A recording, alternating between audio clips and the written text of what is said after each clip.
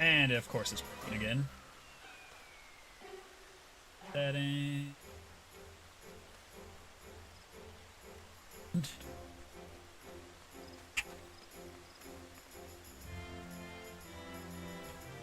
Alright. One question.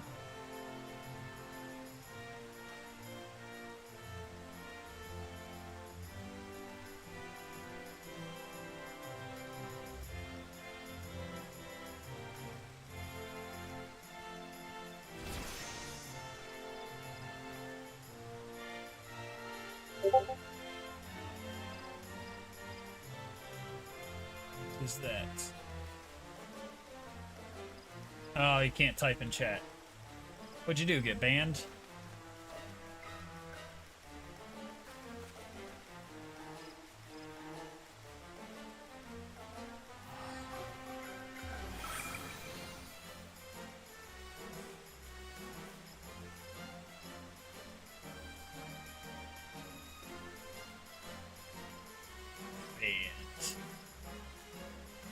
You might have to refresh it, Francis.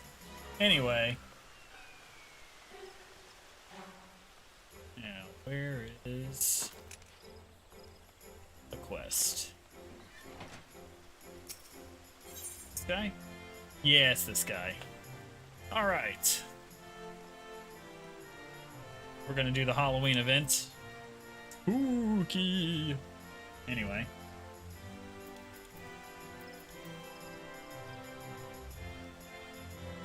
Get the emote. Take care of this first. You there, you're an adventurer, yes? Eager to stare into the very depths of wickedness, am I right? Good, good, because we're in the dire need of just such a dauntless soul. All Saints' Wake is upon us, you see. And that means fiends of the realm clamor and plunge Guradanya into a sea of chaos. The host of this year's parade of horrors is a woman with a pumpkin for a head.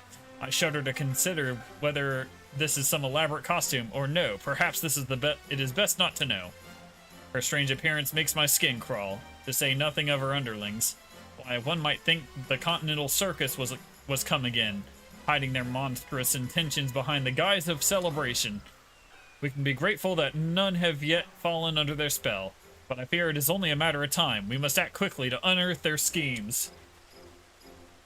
I would begin through a thorough investigation at once, but I'm afraid my surveillance duties here prevent me from moving freely. That, my friend, is why I need you. Approach this pumpkin-headed witch under the flag of friendship and offer your services to her ghastly celebration. If you catch even a whiff of foul deeds, I want you to put a stop to them before any innocents come to harm. I knew I could count on you. Now then. You can find our quarry just across the way at Meekheadow's amphitheater, where she is doubtless attempting to draw any and all passerby into her ungodly procession.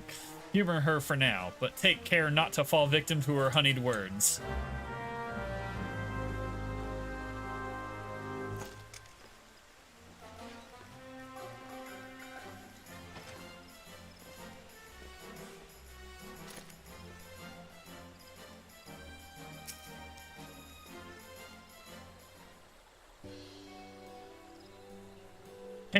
Come to join the glorious celebration that is All Saints' Week?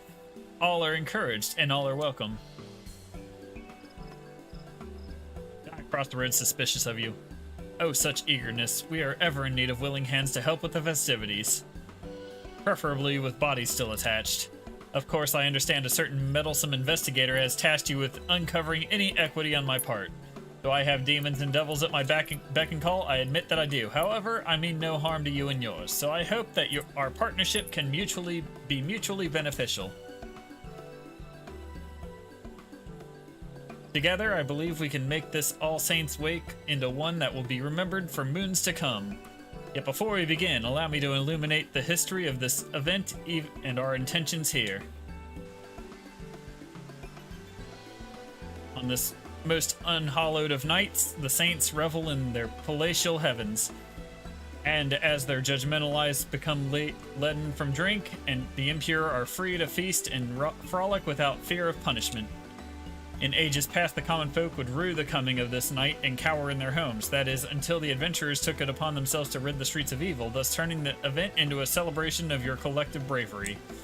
A joyous happening, to be sure, but what of the goblin, the ghost, and the gremlin? Unfortunately, there are many monstrous sorts that yet consider this a night to spread fear like a plague.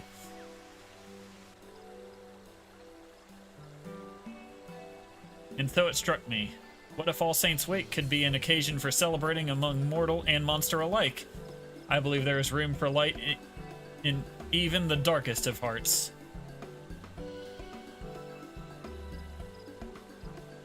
Which brings me to the question of your involvement. I would have you aid a minion of mine named Papa Gruff in facilitating the All Saints' Wake that will allow yours and mine to join hands in mutual merriment. Perhaps you know Papa Gruff. He was once a void scent so depraved that his kin spoke of him only in hushed whispers. But I have since shackled, or rather politely reasoned with him to commit devilry no more. Knowing of his formidable magical prowess, I have him set to work under these guiding words. Frightened enough to tickle, but not to scar. Fear need not be an unpleasant experience. Papa Gruff is doing his utmost to strike that delicate balance between felicity and fright. Not with much success, as I understand. I would love to proffer him advice myself, but I believe one such as you would know better what appeals to the mortals of this city.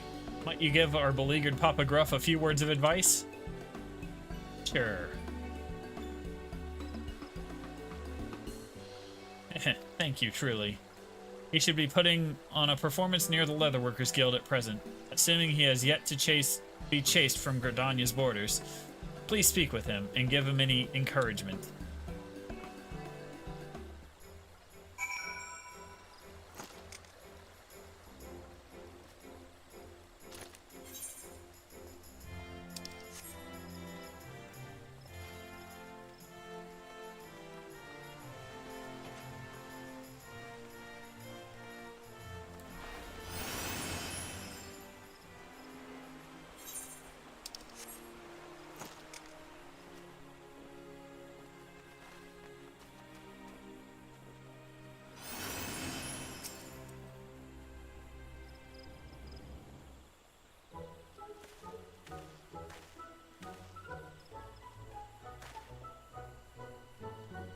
My, what have we here? Another curious soul drawn to my wondrous show. You're in luck, for there happens to be a front row seat with your name on it. Without further ado, I shall summon a foul-felled beast before your very eyes. I only hope you've brought a change of small clothes. A monster? It'll take more than a magician's cantrip to scare me.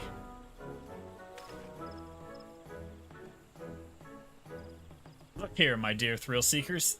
Here lies an ordinary pumpkin, or is it? Take care not to blink. For any moment, this of distraction may well be your last.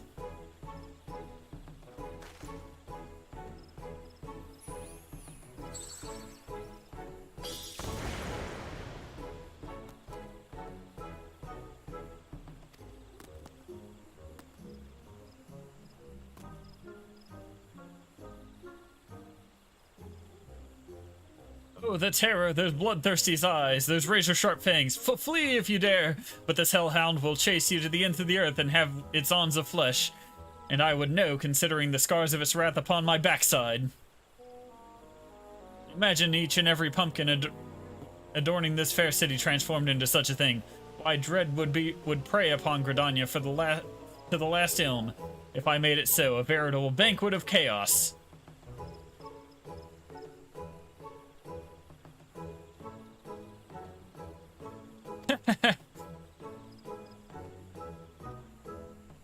Bloody brilliant! You drew us in all talk of monsters, only to dash our expectations with an adorable pup. I admit some confusion at first, but now I see you're a clown amongst clowns.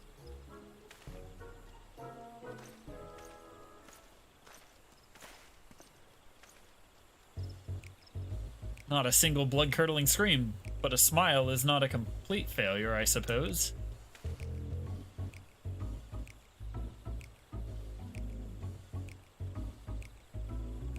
Ah, my pumpkin-headed master asked you to help me? Well, allow me to peel back the curtain, as they say. If my master sent you, I suppose there's no harm in revealing my true identity. I am no clown, you see, but a void scent.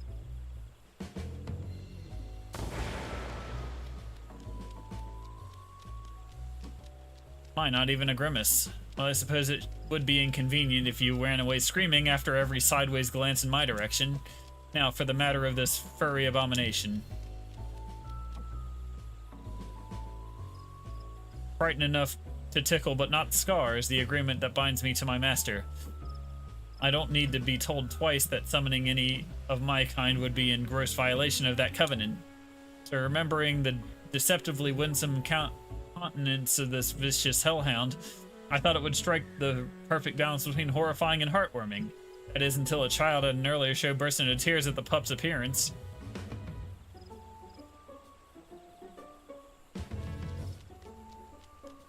Now I've seen a man react with a hearty laugh to the exact same dog, with nary a trace of fear in his voice. The difference is vexing. Tell me, is a puppy something to be feared or cuddled?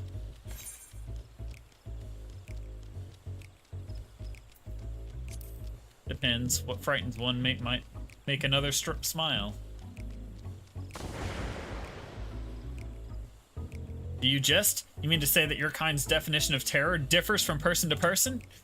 I admit that does explain the sheer contrast in reactions I've observed so far, and it does place me between a rock and a hellish, soul-rending place. If my task was simply a matter of bringing people to fearful tears, the ground beneath you would already be soaked through. How in the hell's good name does one frighten to tickle?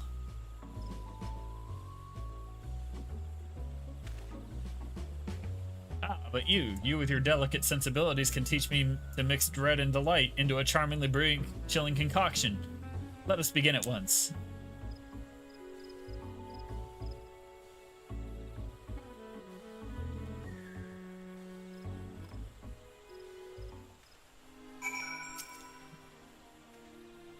Let's get right to it, eh? First we need to find people to scare, but not scar. Your kind seems to gravitate towards the pumpkins we've placed throughout the city, which creates the perfect opportunity for mild mischief. One of our displays should be just over this hill. Another is near the Lancers Guild. Your job is to tell me what to transform the pumpkins into once we find suitable test subjects. Let's see how well you tickle. Alright. Alright, he's now accompanying me. Let's go.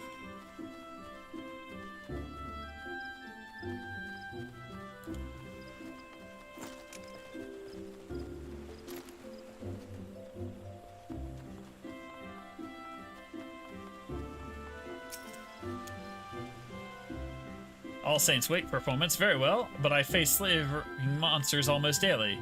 So it will take something quite fantastic to make me flinch. Oh, I can make him flinch so hard his heart would burst into his chest. But that's neither here nor there. What type of ghoul would be suitable?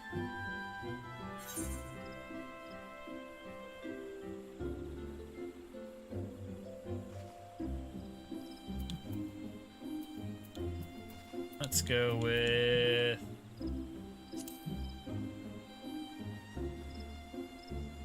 the ghastliest ghoul you can muster. Well, if you say so, allow me to oblige.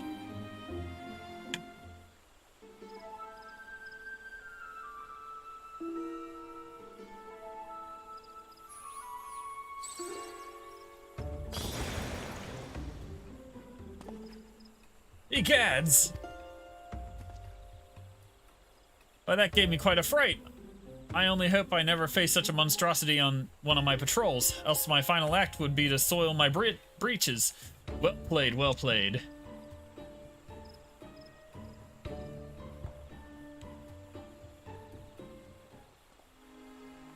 Alright, next we're going up to the Lancers Guild.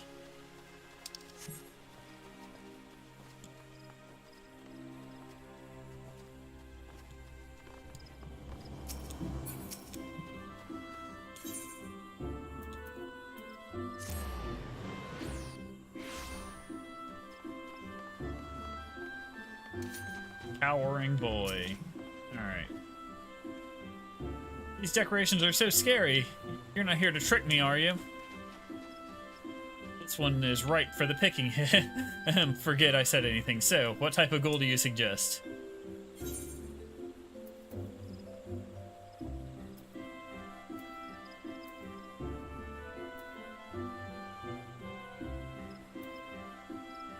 Most appalling abomination you can think of, and don't skip on the use. The Hellhound ate my homework levels of dread. He's already scared, so we'll give him this.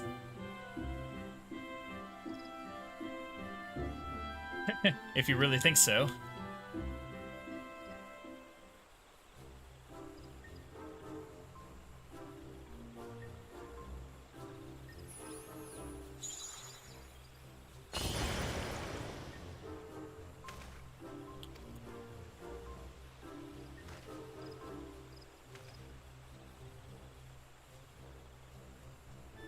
You know, when you look at it, it actually is kind of cute. The puff of smoke was a little scary, though. I think I'm beginning to understand. A fright doesn't kill your kind. It can actually be somewhat pleasant. I believe I'm ready to take the proverbial stab at it. Come, come. There should be more pumpkins around Apkalu Falls.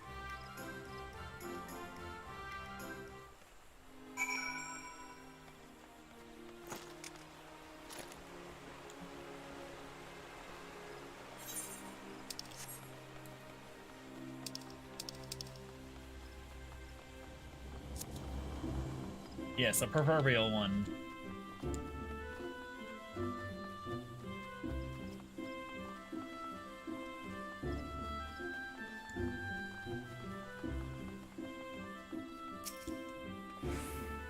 Don't tell me you're supposed to send children on my spine. Clowns are for babies.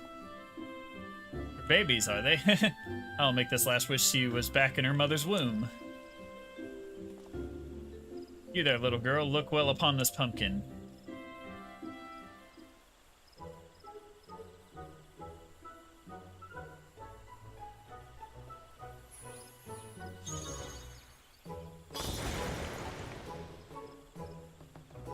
A monster!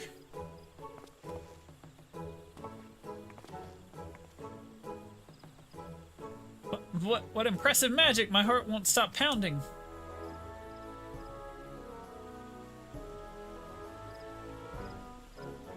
Dad and Ma will have the fright of their life when I tell them what I saw. A real honest-to-God's monster. I can't wait to tell them. I think I'll think twice before I insult a clown again. Thank you for the thrills.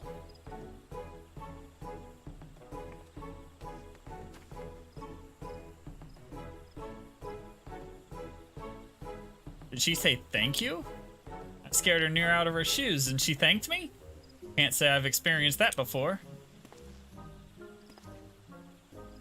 I dare say I even enjoyed it. Yes, now it's time to capitalize upon this newfound tickling skill of mine. Let us visit the display near the Whistling Miller next.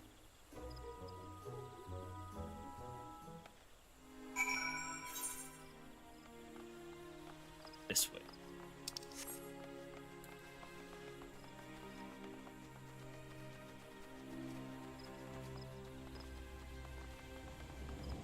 Startled botanist. Alright, he's already scared of the pumpkins.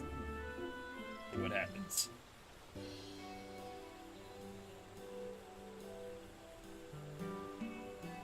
Good day to you, young lady. Might you join me in celebrating the joyous occasion that is All Saints' Wake?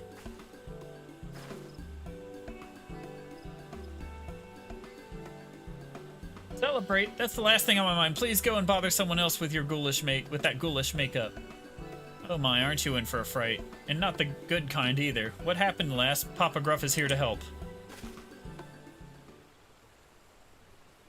You'll really help? Well, I could certainly do worse than a clown. I've come from a great loom growery, although fled from is probably more appropriate. I was tilling the fields like always when I heard a frightful voice from behind me. I turned around to meet it, and came face to face with the foulest monster I've ever seen.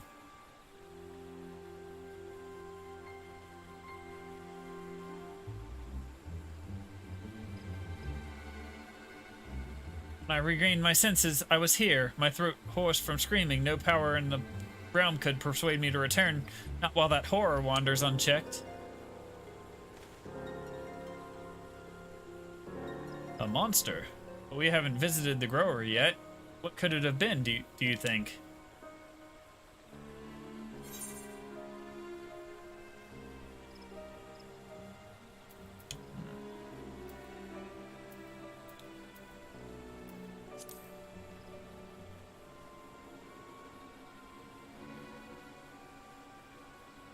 Have a real demon on our hands. Well, that may very well be right. Those illusioned I summoned are no more than more capable of free movement than the pumpkins they spring from. No doubt, they are void scent running amok. Here I am tying myself into knots, trying to learn the subtleties of spookery, while some uncouth brute goes rampaging through the Twelveswood with nary a thought towards artistry. If we forgive such behavior, our efforts to find glee in terror will have been for naught. Tremble and fear no longer, lass. We shall investigate the matter. Truly? You're the first people to believe my claims are more than seasonal mischief. Oh, I knew Father was wrong when he had said all clowns were villains. Thank you. Again, those words ring strangely in my ears. However, 'tis not entirely unpleasant sensation.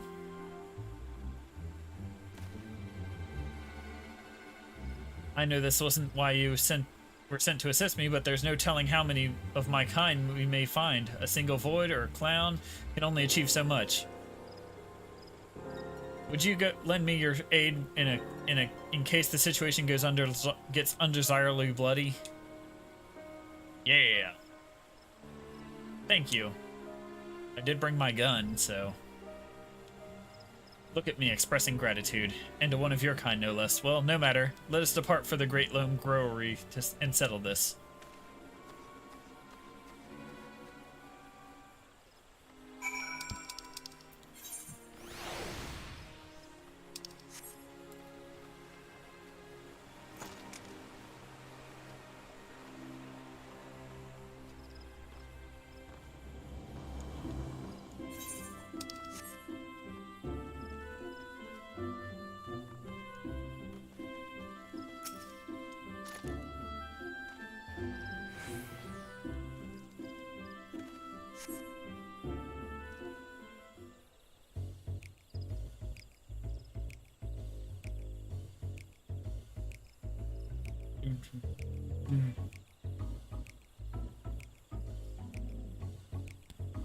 Yeah. Phoenix has her music a little loud.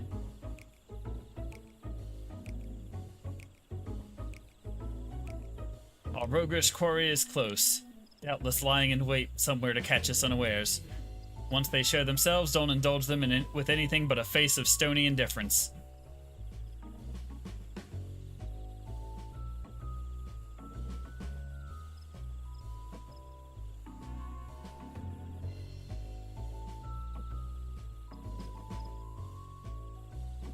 Oh.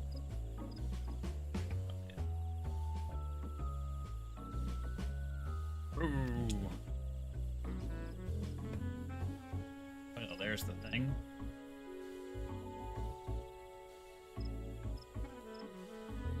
Oh, come on.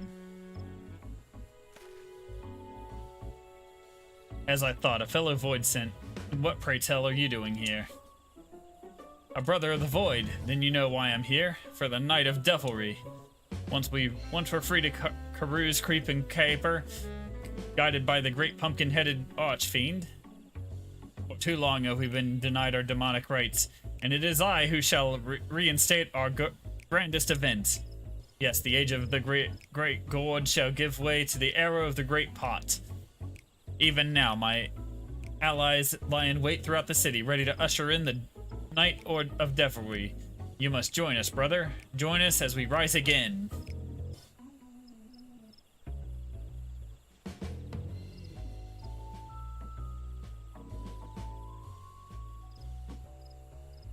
No. But why? Even if I wanted to, my covenant prevents me from engaging in the wanton vileness you propose. Regardless, I have no desire to join you for some cheap jaunt through the city, with only a few startled mortals to show for it. Such indelicate devilry would only result in our swift and total annihilation. Ha! Spoken like a true coward. Don't tell me you're frightened of some sharpened sticks and clumsy clubs. Oh, but I am frightened, as you too would be had you tasted a full brunt of my master's fury. Perhaps you may yet, if you continue to insist upon this foolish course. I have learned how to blend in with the people here, and extract terror in such a way that does not tempt retaliation.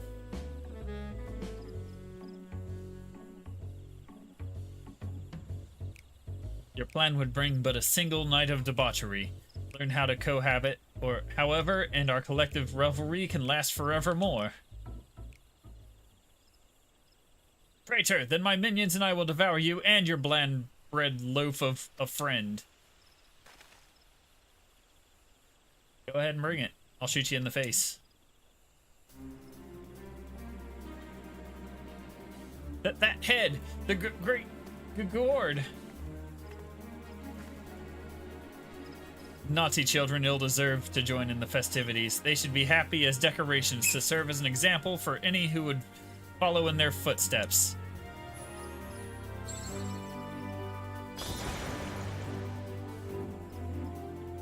My lady, how pleasant it is to see you. Dare I ask why you grace us with your presence? I caught wind of a void scent disturbance and came here to investigate. When I heard of your voices, I knew something was afoot. I must say, I'm quite pleased that you see the merit in my approach to All Saints' Wake. Yet something must be done about the other beasts that have crept into the city.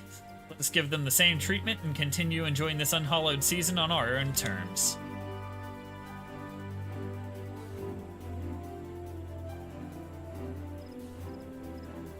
Sad because pumpkin.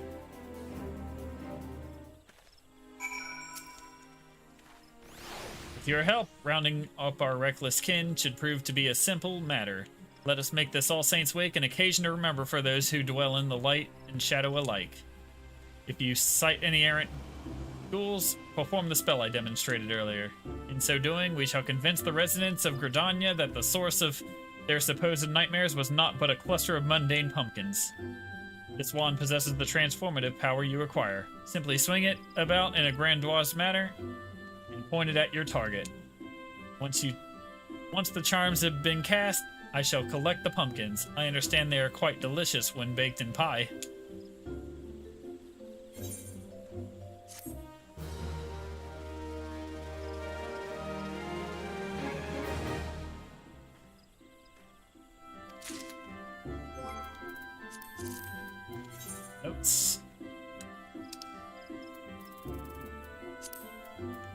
into hotbar. We'll put it on hotbar 2. There we go.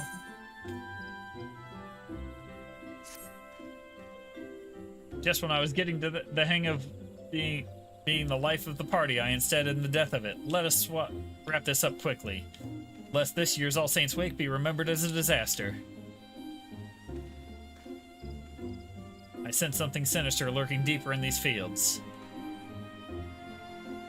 as well as a trail headed to the east, perhaps towards the market of the Lancers Guild. Splitting up will be the easiest way to end this quickly. I'll escort the botanist from earlier back to here and deal with whatever she still haunts the growery. I shall use the opportunity to convince her that what she witnessed before was nothing but an overzealous pumpkin. That should put her heart at ease.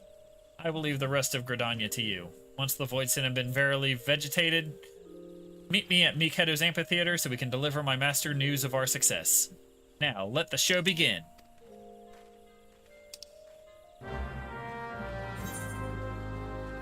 Alright.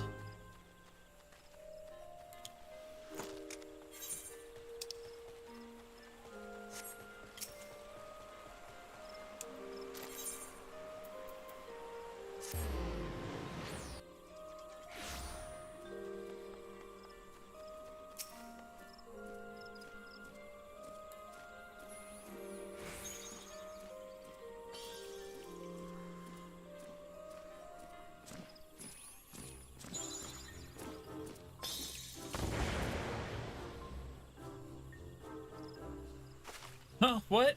It was a pumpkin the whole time?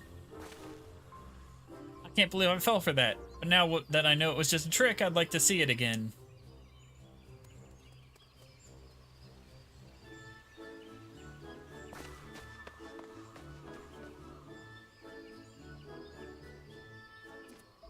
Alright, to the north.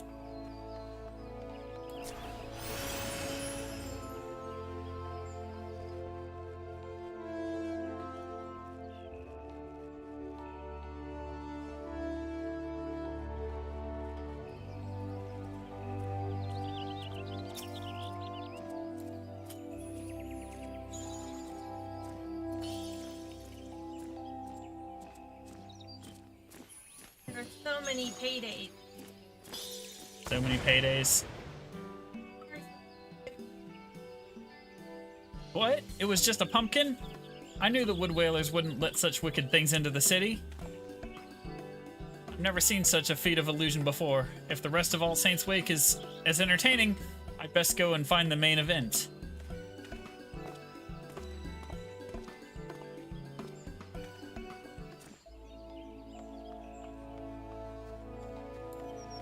Alright, one more to go.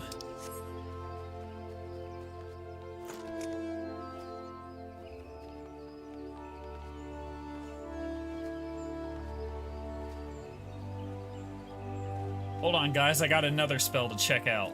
Let's try this one.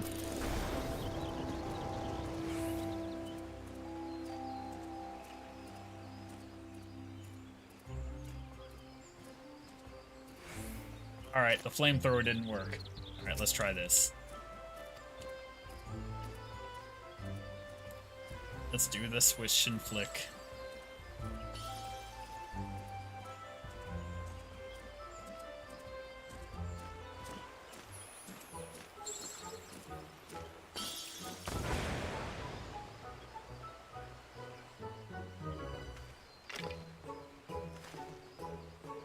A pumpkin? Wait. This is all part of the All Saints' Wake festivities, isn't it? I must say, that made my heart skip a beat. If this is what adorns the streets, I cannot wait to see what the main stage has in store.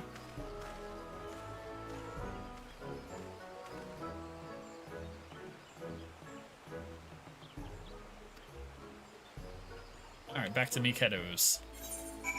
Back to the amphitheater.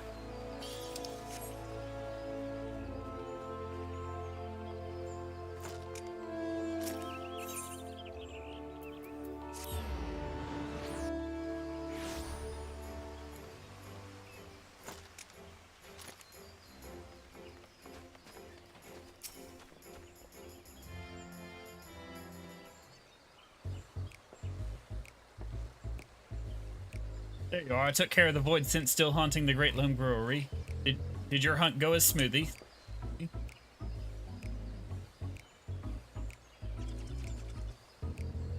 Good, good. Now we can safely say that the only frights in store for the citizens of Gridania are the decidedly entertaining variety.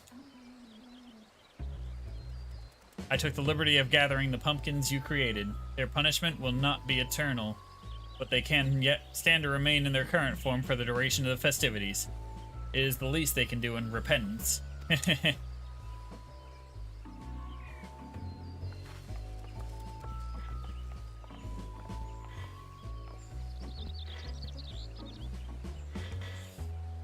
There you are, my fearless clown. Thank you for reassuring me. I had worried I might have to retire from my position at the Great Loam Brewery and seek less haunted climates. As the master of the Botanist Guild, allow me to extend my personal thanks for helping my gifted pupil avoid such a decision. It would have been a grievous loss for all of us. Oh, it was no trouble at all. In fact, I should thank you for being such an exemplary audience. A true entertainer brings his all to every stage, be that a grand amphitheater or a cozy vegetable patch. I only hope that you were half as thrilled as I was. That scary or whatever it was looked so real. I never could have guessed it was a garden variety pumpkin. Truly, I feel privileged to have seen a master of illusion at his craft. As do I, with that every day we're so filled with surprises. As a token of our thanks, we've made some pumpkin cookies for most recent crop. Please enjoy them in good health.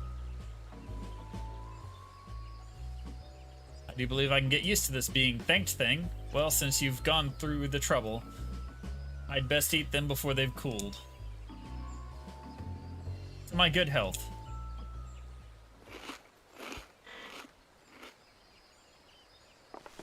This is delicious!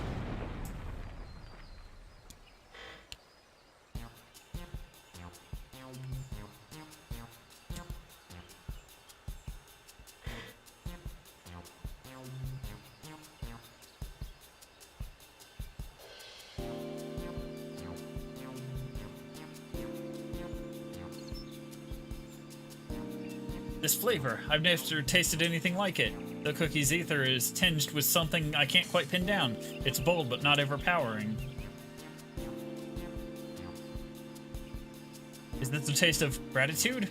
Oh, how much of my life have I wasted only supping on terror, when all along the world of flavors was left neglected? I'm not entirely sure what you mean, but I shall consider your words a compliment nonetheless. These cookies are but a small token of my appreciation. I only wish I could have given more. You mean I could potentially receive more gifts if for performing my act will get me more baked delights? I'd better get to work straight away. Why, this is shaping up to be quite the All Saints bake indeed. I could not have imagined a better day of celebration for all.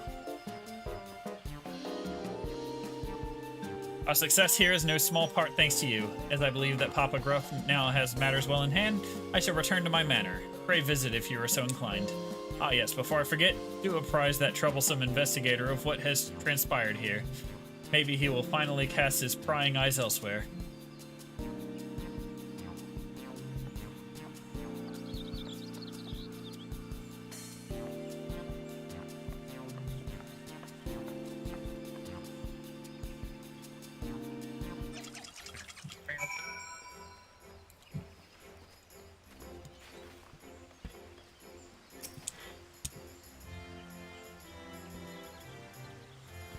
What a fantastic yarn. Monsters plotting against monsters. All to make us happy. I admit to find your story hard to swallow, but I also see no reason why a fellow guild member would lie. Very well. I shall take your tale at face value and consider these to be glad tidings indeed. However, I cannot help but wonder if this was all an elaborate ruse. They knew we were watching them. They may have compelled to put them out on a show of charity. After all, a monster cannot change its skin overnight. I shall continue to keep a close eye on their activities from afar. I thank you for everything you've done and hope against hope that the evil has been laid to rest.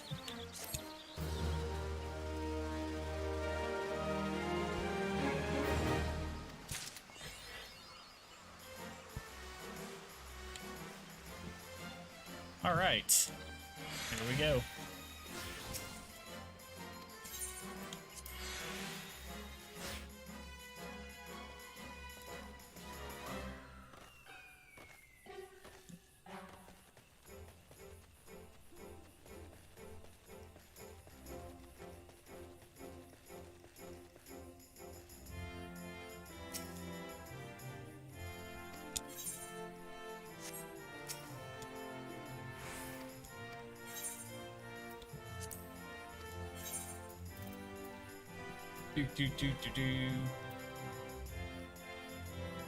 All right, Francis, ready for something that'll scare you?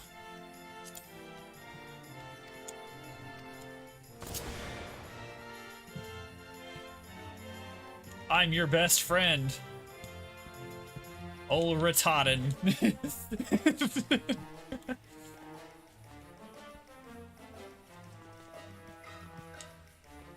Orphe's solo duty.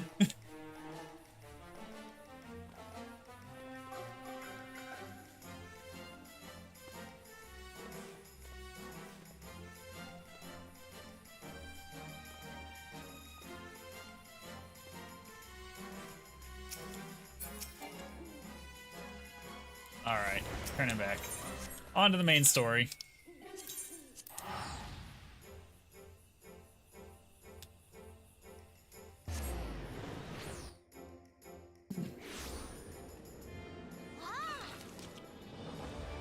He did get knocked down, Andy did get up again.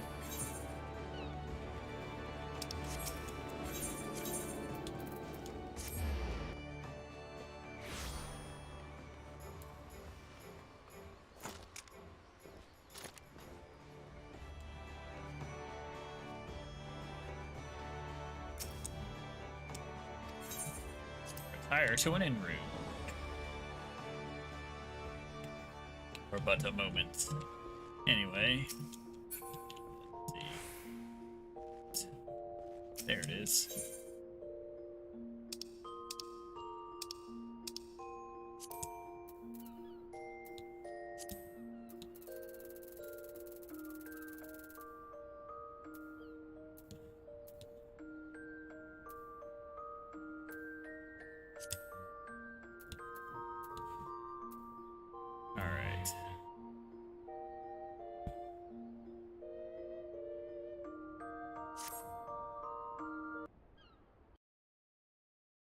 See.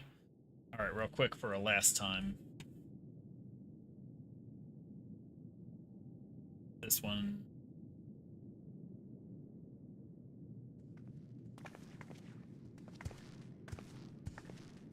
May I present the Blue Kojin's emissary? I'm gonna not do that one.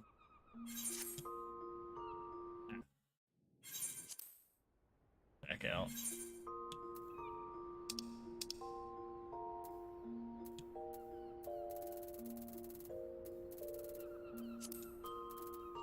Stormblood.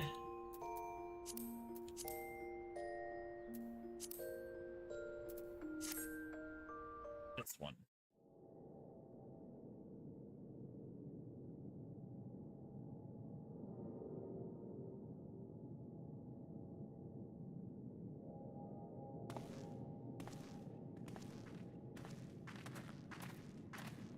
Real quick, we're getting a You're last right. time.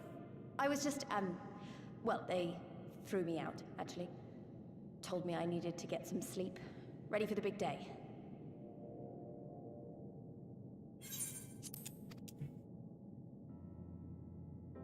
Not long now, eh?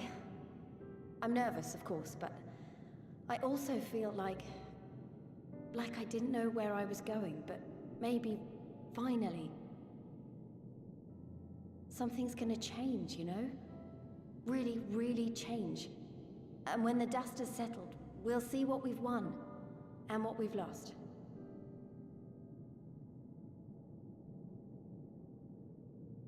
I'm going to give it my all tomorrow. Everything I've seen and felt, I won't let it be for nothing.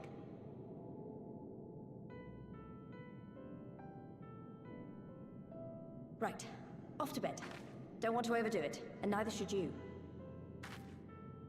Oh, but before you sleep, you should look in on Alphino and Alize. Quietly, of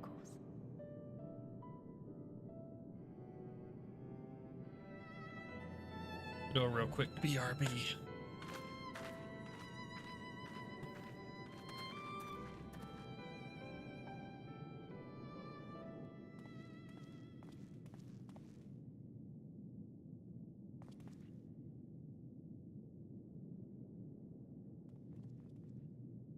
Ha! Another restless soul. Come, come. Raise a glass to freedom.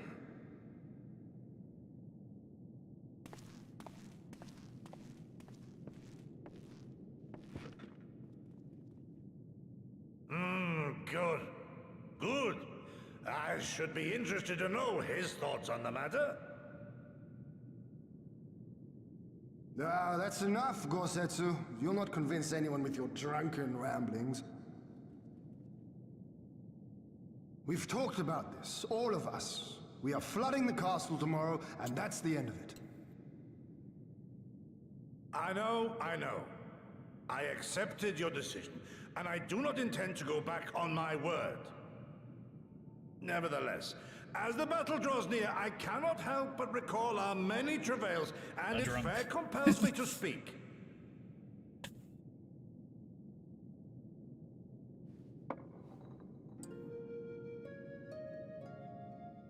In all my time serving as a leader of men, there are two failures which haunt me to this day. The first, a defeat at the hands of the Empire 25 years past, and the subsequent imprisonment of your father.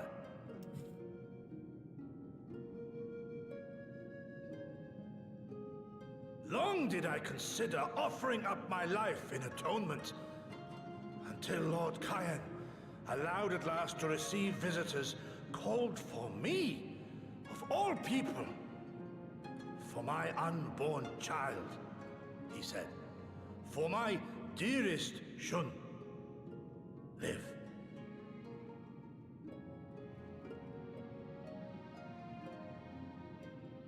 My second failure, of course, was the betrayal of that self-same command. When in the rebellion I failed to protect not only Lord Kyan, but Lord Hien too.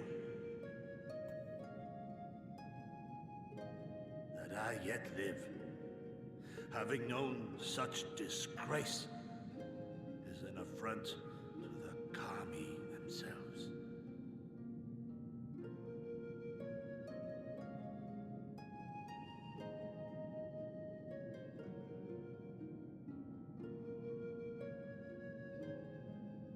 Yet you, all of you, saw fit to grant this shameful creature, this failure, another chance to serve a greater purpose.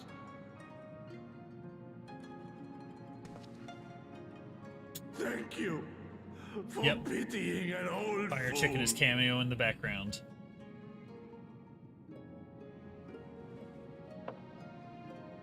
Now, it is far too soon for that. Save your tears for the morrow. You may be sure we will have ample cause to shed them, be they for joy or despair. Ah, even that sounds morose. We who yet walk the path should not think too much on the destination. When the hour arrives, we shall welcome what comes with open arms.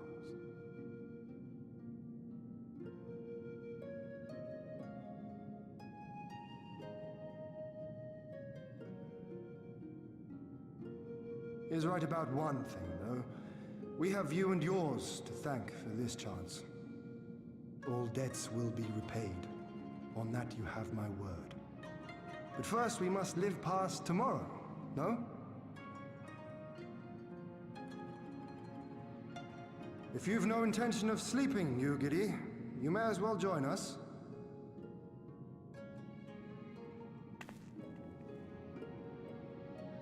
Forgive me, my lord. I did not mean to... if that is your will.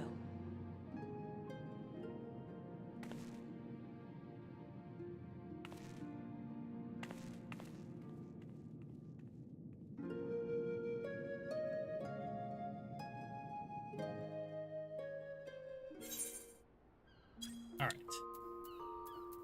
One more.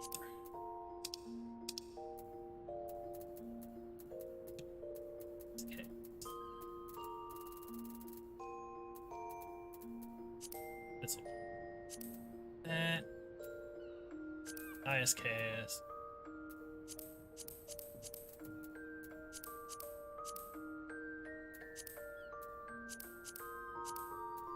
See what this one is. Ah, this is exactly what I wanted. Doing this for Matt. Then we storm Doma Castle. The riverside wall has been breached. We kill the guy that does The Big already Brute. flooded and the water is still rising. So I gathered. He would tear the whole thing down, all for the promise of freedom.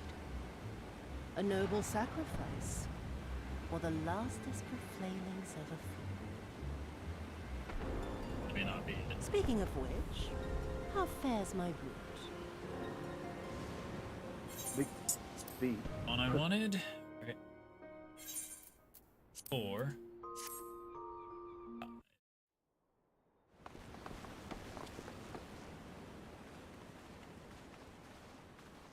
Alright, after we beat the castle.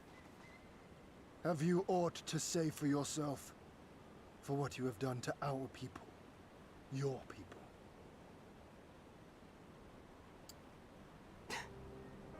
My people, he says. The precious lordling beloved by all, come to confront the wicked witch. My parents taught me no better. They woke me from dawn to dusk like an ox or an ass or some other beast of burden. Until, that is, my brother spied a chance to transform the family fortunes. And so I was married to a vicious old drunk, who beat me as he pleased. And when I pleaded for help, I was told to grin and bear it. For the family, for him, for everyone's sake. They pretended not to notice, but they knew. They knew. What did it matter? I was nothing to them. Less than nothing. I wasn't of their flesh. I wasn't a fellow Doman. I wasn't even a person. I might just as well have been dead.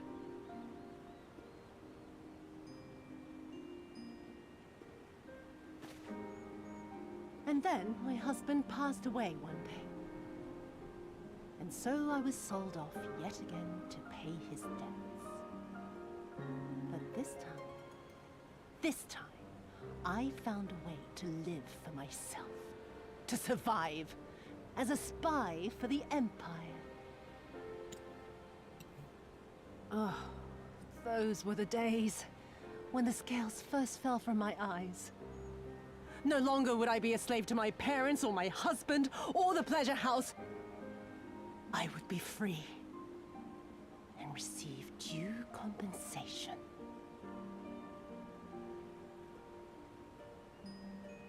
That would be enough, I thought. Until I saw a doorman in the road, beaten and broken. And my heart skipped a beat.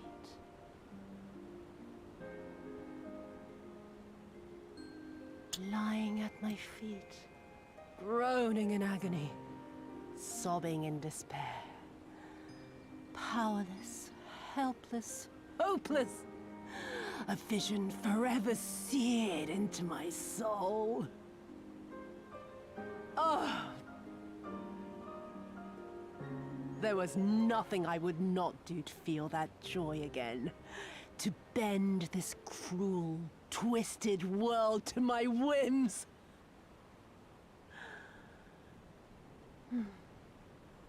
Now, having borne witness to my life's work, have you aught to say to me?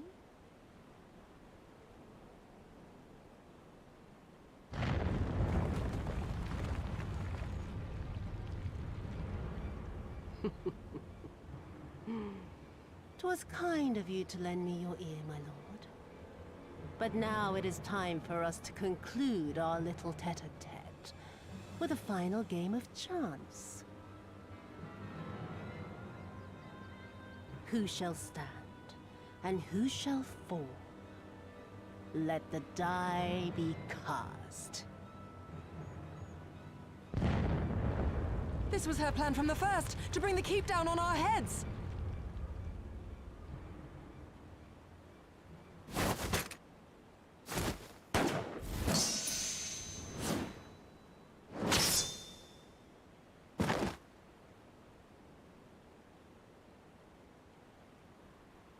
I will remember your words.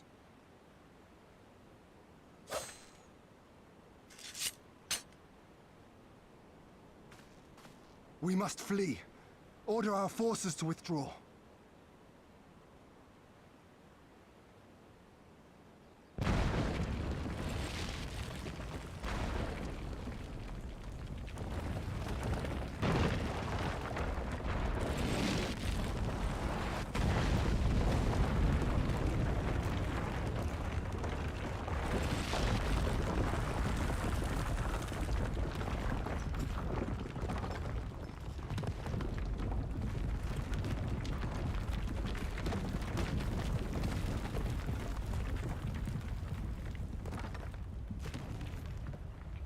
Go, my lord!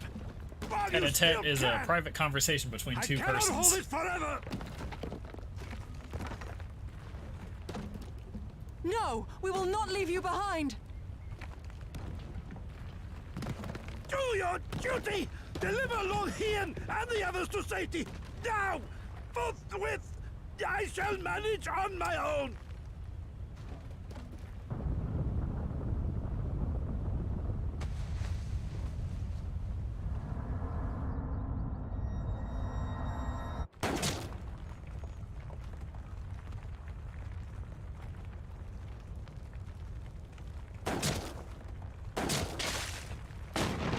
Gosetsu!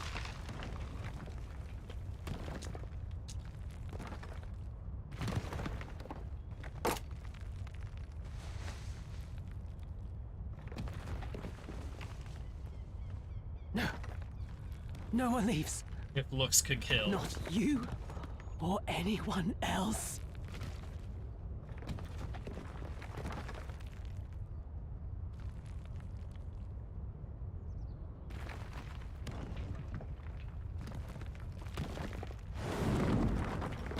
Tis not this old friend cannot bear. Go now, all of you! The day is won, and the morrow beckons.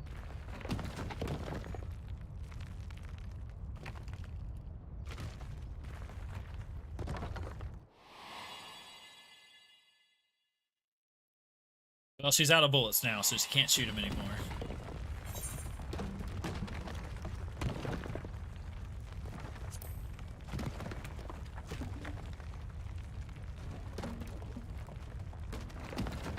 Nay, thank you for granting me new purpose and a measure of peace.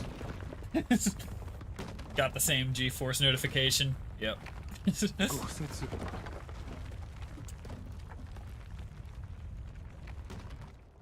You never failed us. Not once. You served my father faithfully. And I'm a better man for your guidance. And the Doma we built together shall be better for it too.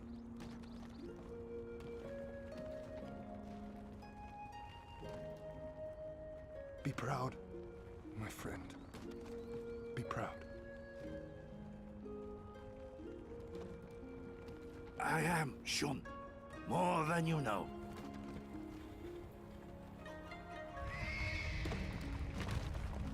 Hien!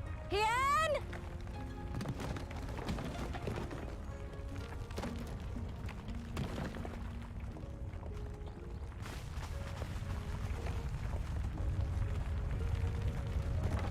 Thank you for raising the roof for so long, Gosetsu.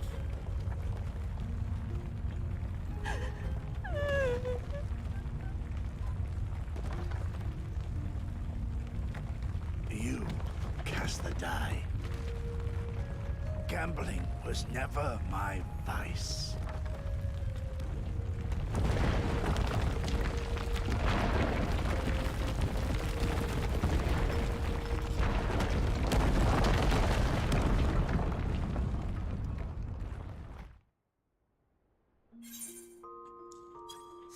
Alright.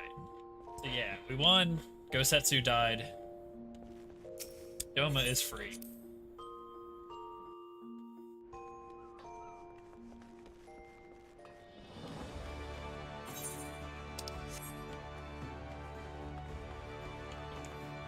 And let's see here.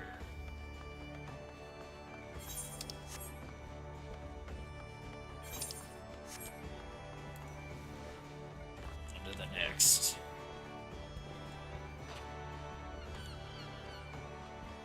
So anyway, we come back here. Ian promises to help us liberate our area when the time comes. To keep the Guardians off his doorstep. And now we're back to onto this. Oh, you were away.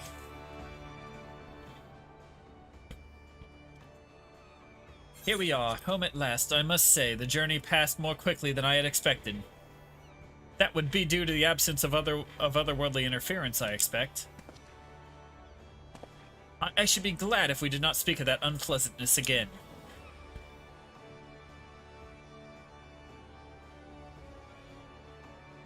Ahem. But in spite of all that and more, we returned better for the experience, and more importantly, triumphant. Indeed, and with Doma freed from Imperial oppression, it is only right that we turn our thoughts to the plight of Alamigo. Well, I'm all for that, obviously, but I think you should go and see the refugees at Revenant's Toll before anything else. They'll be thrilled to hear what we've accomplished. It'd sound best coming from you. Thank you. I shall do as you suggest. I see I am too late. Admiral, what are you doing here? The East Aldenard Trading Company informed me of your impending arrival. I have tidings that I thought best to share with you in person. From Girabanya? Aye, the Alliance still holds the wall despite several Imperial counterattacks, but we've been unable to press further into occupied territory. Commander Kemp and his men, meanwhile, have made great strides toward rebuilding their depleted ranks. They have even taken it upon themselves to attempt some few operations with mixed results, I am sorry to say. It was a complication arising from such a venture that moved me to seek you. Ow.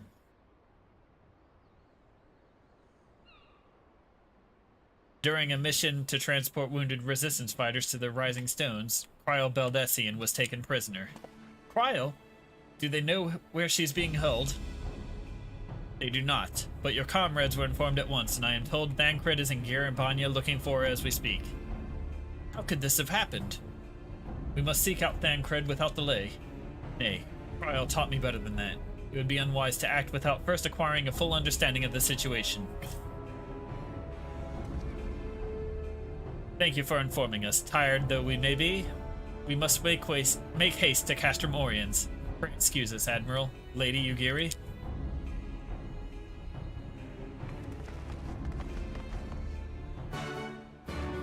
Quest accepted.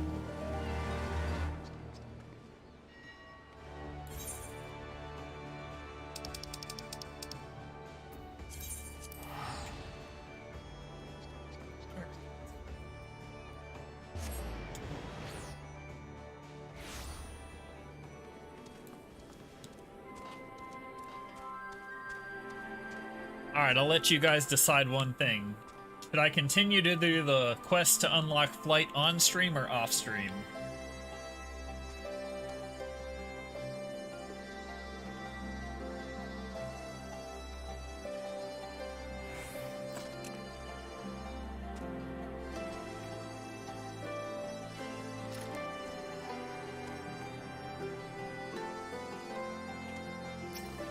Anyway, while you answer that question, I'm going to go ahead and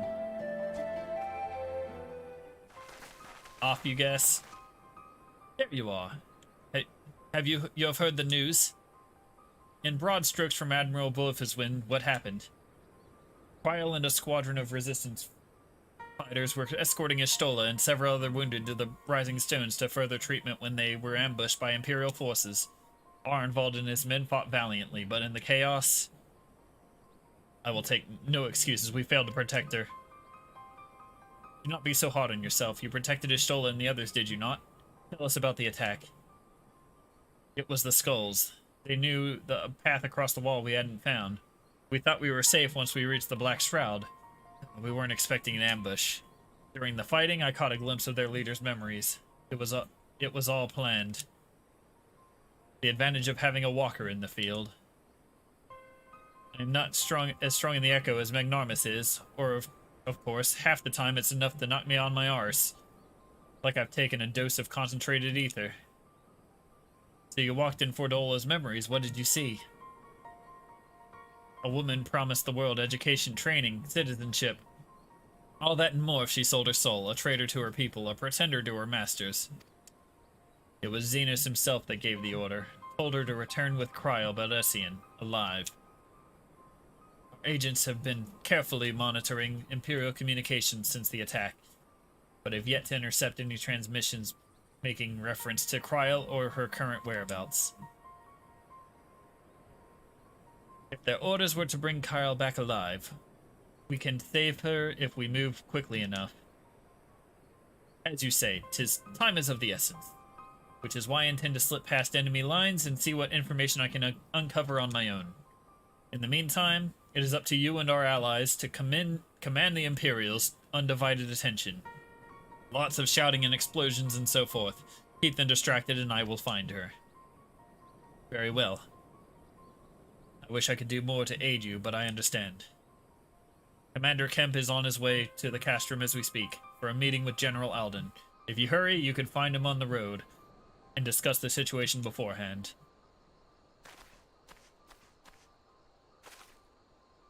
I think Magnarmus and I are to go and see Conrad like he suggested. You all wait here.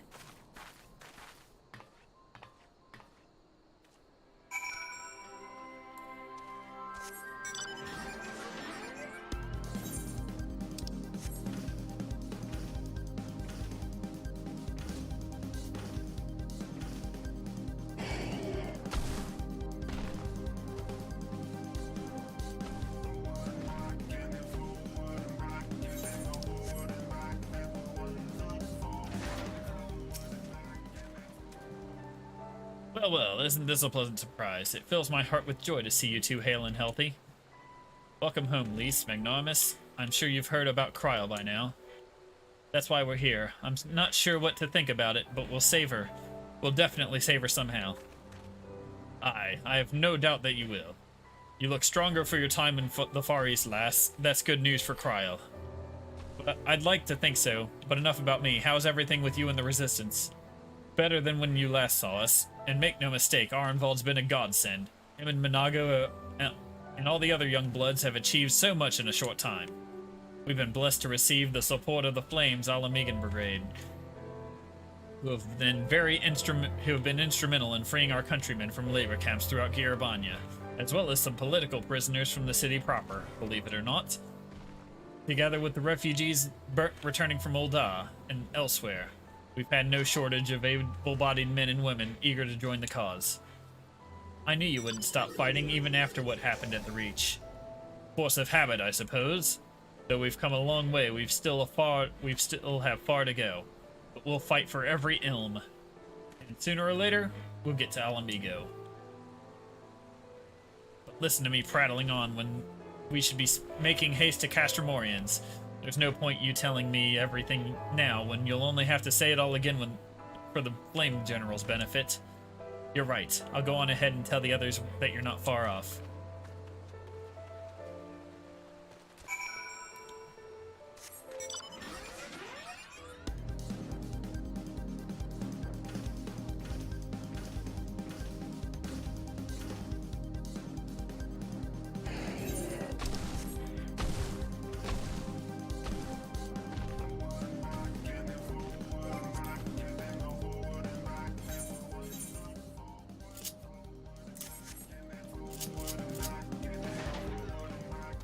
We're back.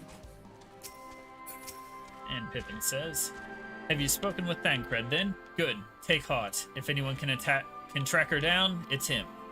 I believe I hear Commander Kemp's party approaching. If you are ready to address Father and the others, let us be about it.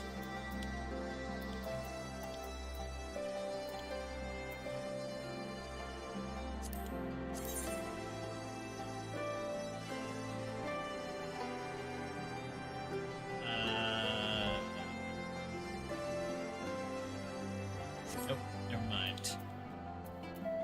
Declining that one. Oh wait, not declining that. Yes. Complete.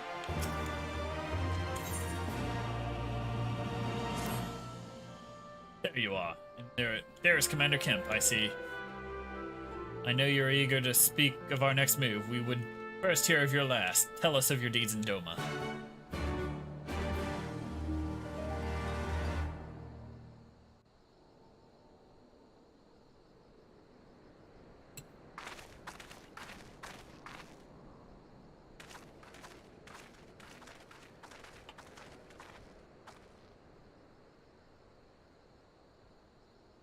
Pray, join me in welcoming our Scion allies, but recently returned from their mission to the Far East. We have been most eager to hear a first-hand account of your time there, eventful as we understand it was. Very well. Allow me.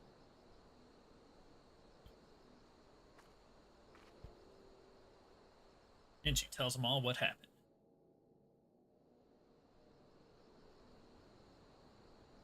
Such victories are rarely won without sacrifice, but the prize is worth the price.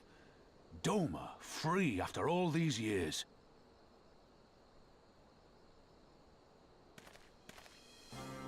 Bloody hells.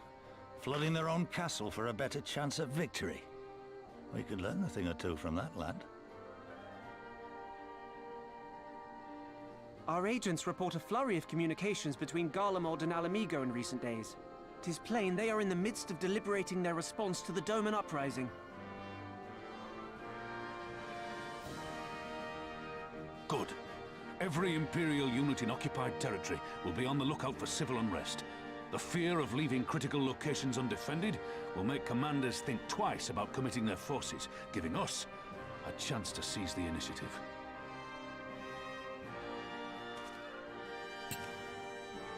We have a chance, aye. Mayhap the last one we're ever going to get. While we've done our best to rebuild the resistance, the Imperials have only increased their efforts to root out sympathizers.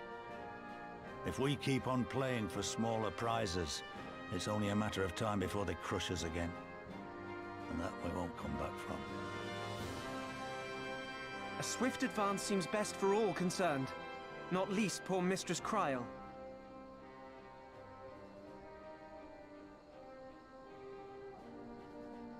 Then let us waste no more time. The campaign for Alamigan liberation begins now. Our first objective will be to capture Castellum Valadina. Take the bridge, and the whole of the fringes will be ours. From there, we can push east towards the peaks.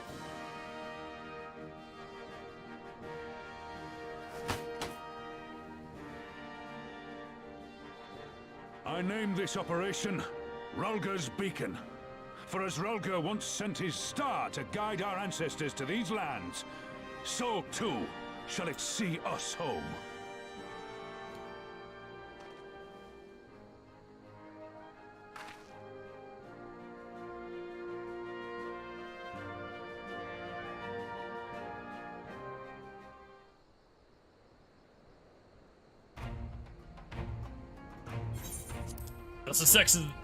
The success of this operation is paramount.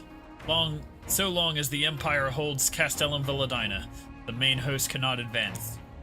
Xenos knows this, which is why he has ordered Fordolid and her men to see to the bridge's defense. So we'll get to fight the skulls again.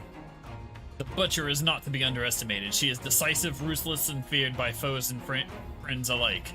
But we have a plan to defeat her. First, we send an alliance force down the main road, signaling our intention to mount an all-out assault. The garrison will muster their forces to prepare for a protracted battle. However, they will soon find that we are ill-prepared for their counterattack. Our men will begin to break ranks and flee.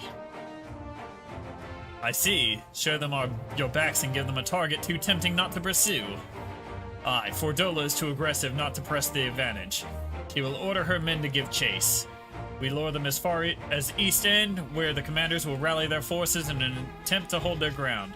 If all goes to plan, we should be able to keep the greater part of their garrison occupied, leaving us to tackle the bridge's remaining defenders. Very clever, I'm sure, but what are we to do if the Imperials smell a rat and return before we've taken the place? I don't need you to take Valadina, Commander Kemp. All I need is for you to fly your flag from its tower. You mean to trick them into believing that the bridge has fallen? Okay, We convince them Villadina is lost, hit them hard with our reinforcements, and watch them go running for the hills. Then when the dust is settled, we regroup at the Castellum. What say you? It's a bold plan, but a good one. We'll do it. In that case, we shall support both the Resistance and the Alliance forces. Magnanimous Lys Arnvald, I ask that you accompany Commander Kemp. Alize and I will remain with the Flame General.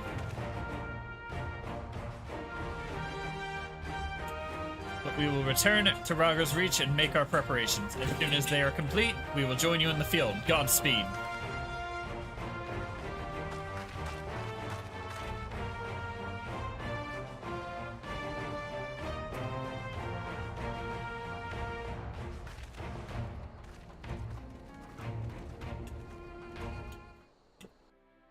Pushing on through Almedo.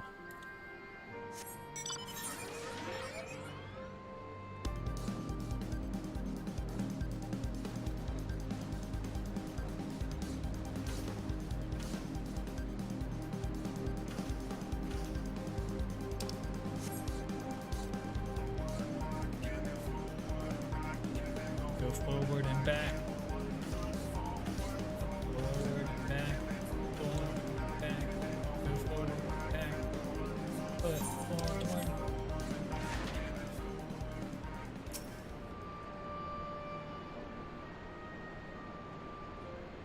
In case you haven't noticed, the flag flying above Villadina is bloody massive. It'd take a dozen men to change it, and far too long besides.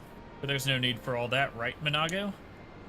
Not so long as I have my griffin and a satchel of glamour prisms, no. Arnvald, if you're in charge of the runners. Between us and the Alliance, no link pearls. Lys, I want you to look in on the squadrons. Make sure they've got everything they need. Everybody clear? All forces are to depart for Castellum Corval when ready. That will be all. Magnanimous, stay with me a moment if you would. There's a few men I'd like you to look in on personally. Each of them has lost people. I can tell that it weighs on their hearts. There have been a lot of new faces since last you were here. It's best if I just tell you where to look. One's an officer you'll find in the barber. Another's an old fellow who likes to pass the time on the shore of Starfall. The last is a fiery young lad from Little Alamigo. I'm told trains by himself by the river to the fringes. You'll know him when you see them. Come and find me when you've finished.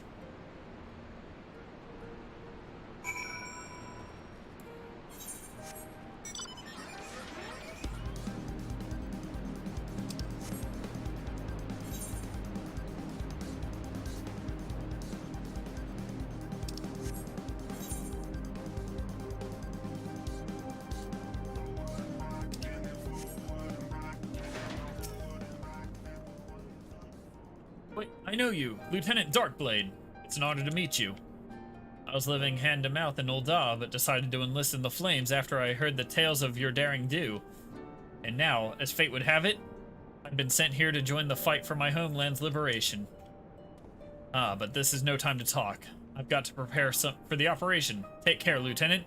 We'll give those Imperials poor sons what for.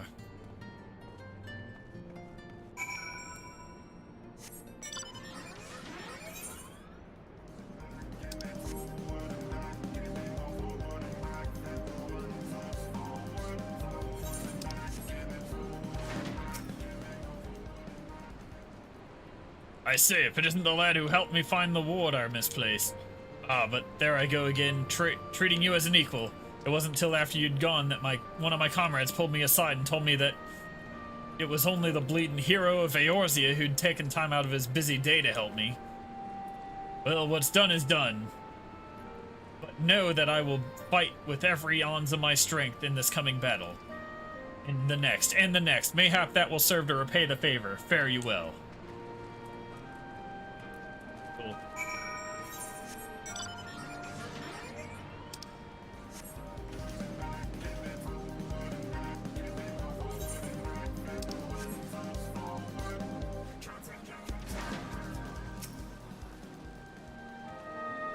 Enormous, am I right?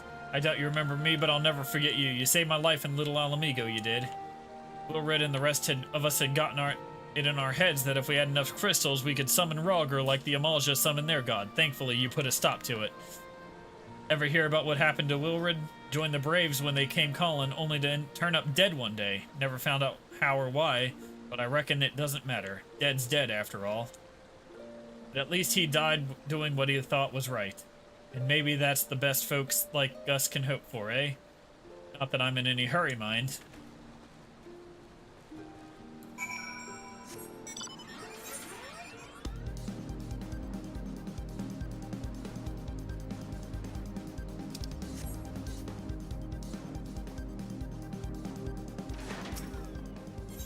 Push on.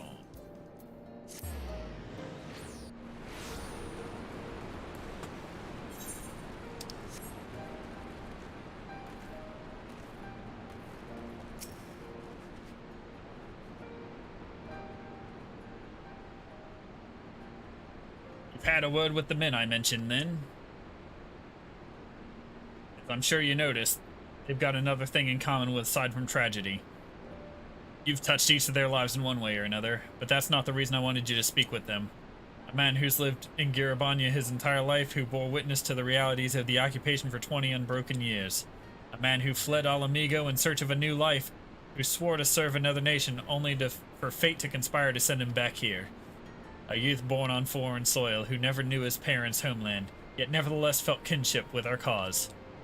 3 men, 3 stories, 3 reasons, yet all belong to the Resistance. And growing larger. We've grown more diverse. And while there is good in that, there's also the potential for strife and discord. It'd take a special sort to lead such men to Alamigo, don't you think?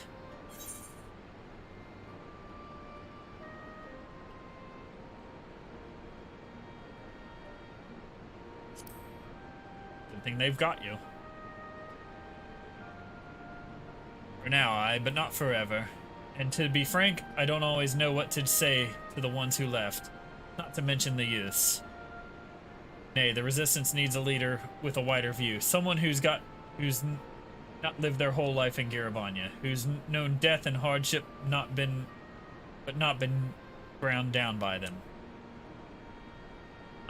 As you may have guessed, I've been thinking about asking Lise, but it'll be her decision in the end. I trust I needn't say that this conversation is just between you and me. Right, lad. Good then. We'd best head to Castellum Corvi. Or what remains of it, rather.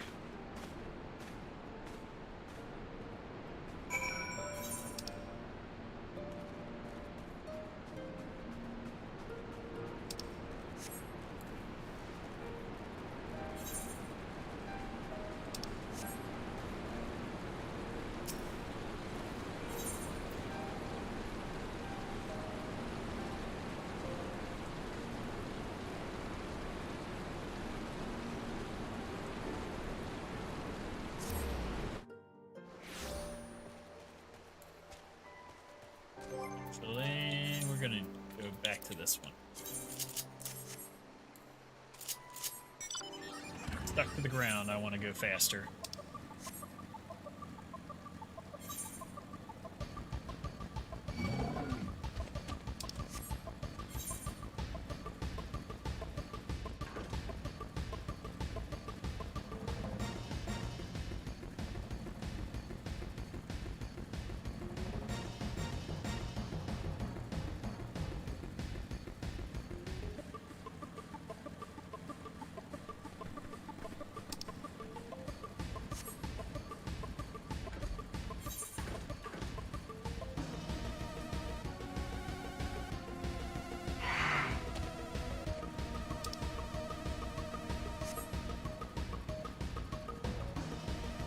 Crossing the bridge.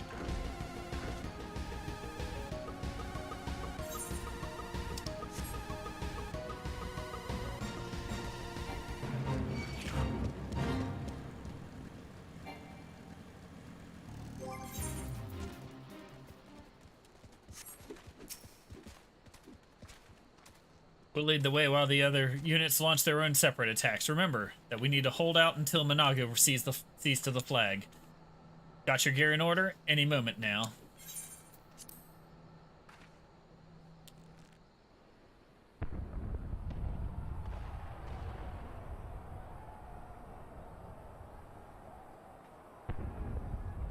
It's begun then.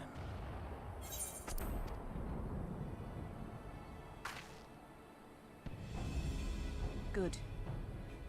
It's the waiting that drives me mad. Standing around, knowing what's to come. I'll never get used to it. Calm down, Nargo. You're making her Are they done? nervous. Yeah, keep Oh, We've come this far, haven't we? okay. We just need to make it the rest of the way. Right.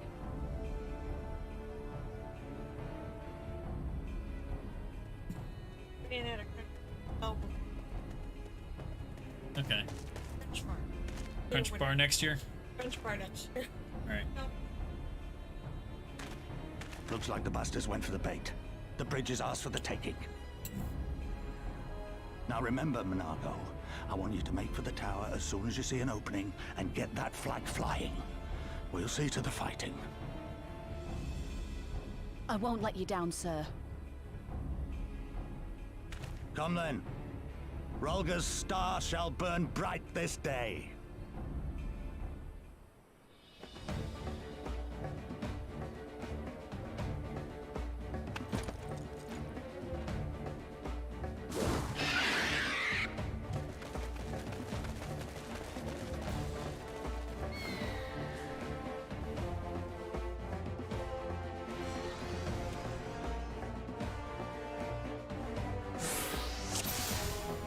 Alright, who's ready to get shot?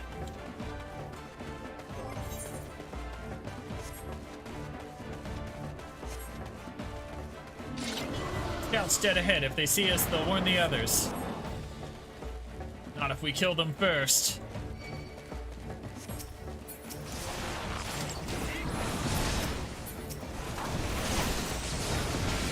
Here it comes!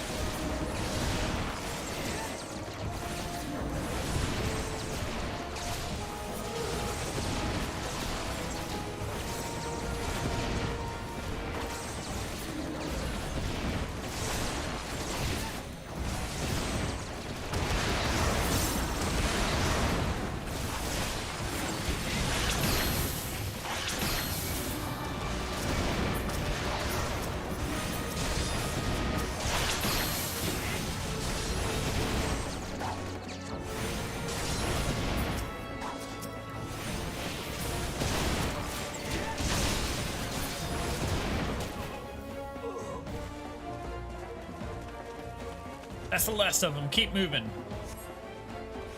Alright, they're all dead.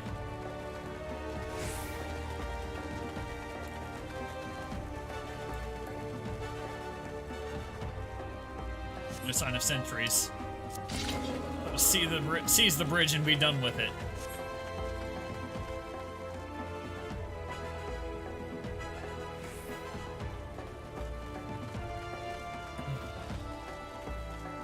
Come on, B-plot, let's go.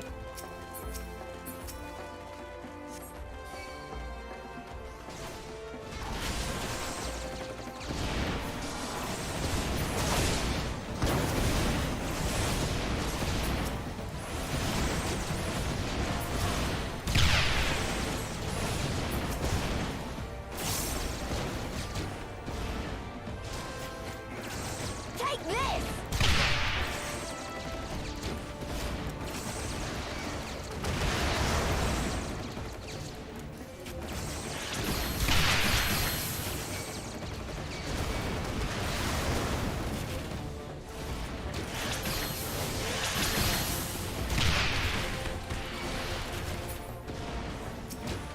Alright. Take this one out last. And we'll get this one.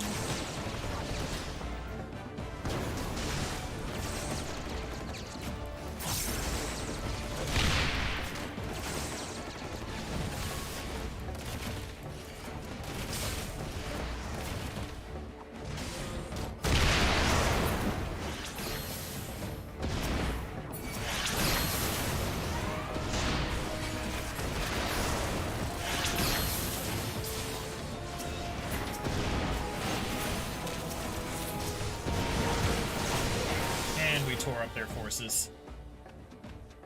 Fantastic.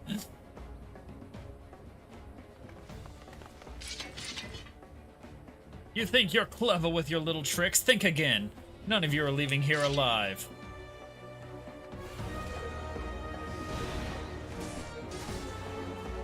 And to shoot Fordola.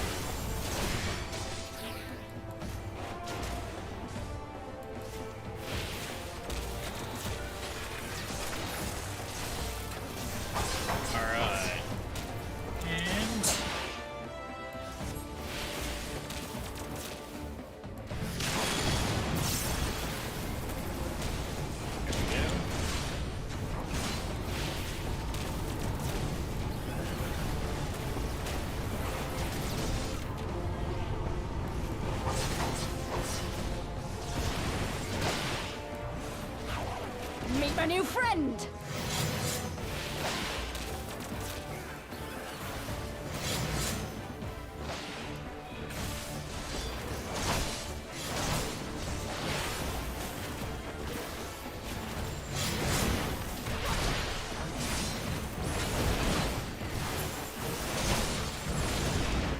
Did I just win?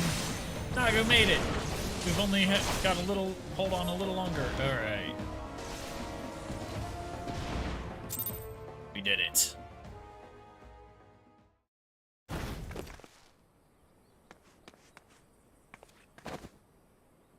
God damn you! No more running! No more hiding! Let's finish this!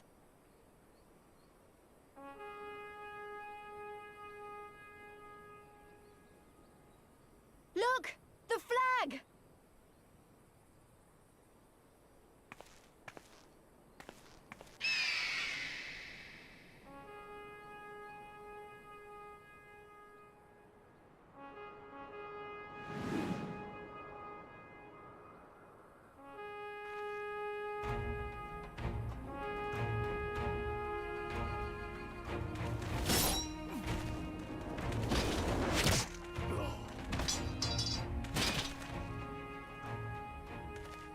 The bridge is ours!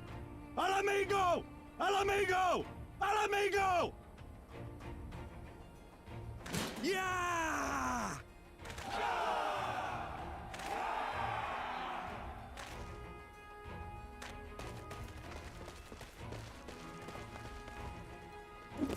Stand your ground!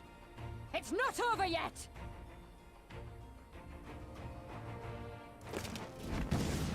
Damn it!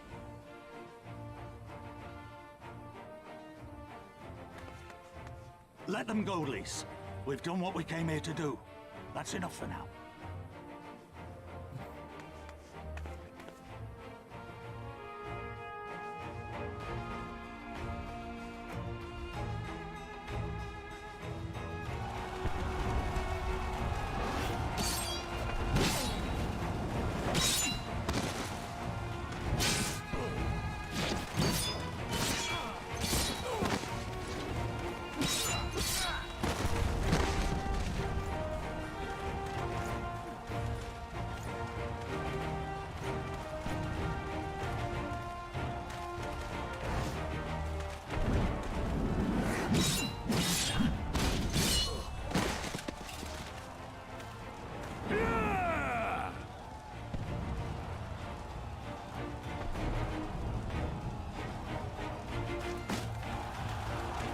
Bond beating some ass.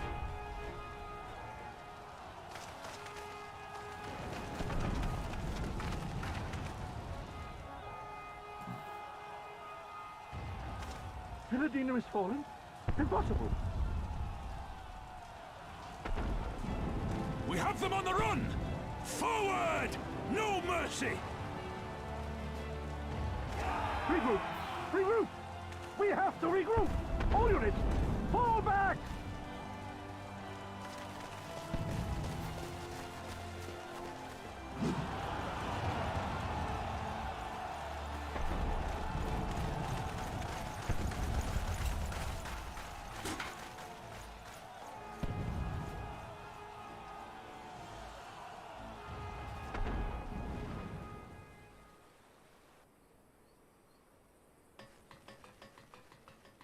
Commander, the 4th cohort has been routed. We'll be at the mercy of the enemy's reinforcements if we don't fall back now. Idiot! We have the stronger force by far. Don't be taken in by their tricks. Or would you rather tell Xenos you lost to this rabble? No, but if the snakes betray us in the confusion, we'll have no way out. I'm begging you, Commander. Give the order, or we'll all die here. As common traitors who drank of muddied waters. For all the good it did us. School's with me! The day is theirs, and so is this bastard bridge. Someone bring the snake.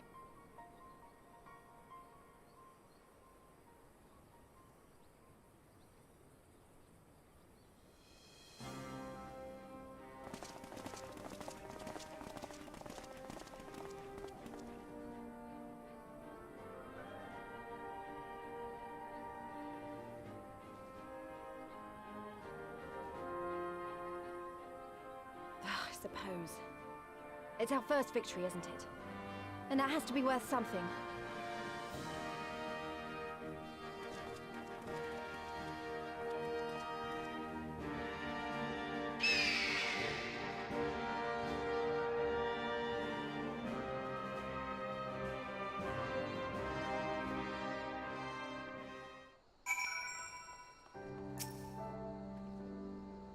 It's a shame Fodola got away. But we did what we came here to do. I have to remind myself that it's just the first step, but a big one. We're going to take it back, all of it. One ilm at a time if we have to.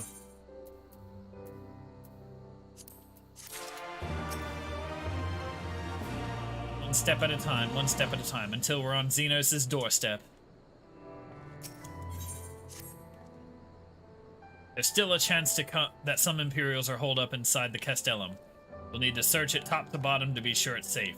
In the meantime, I want you to rendezvous with the main host.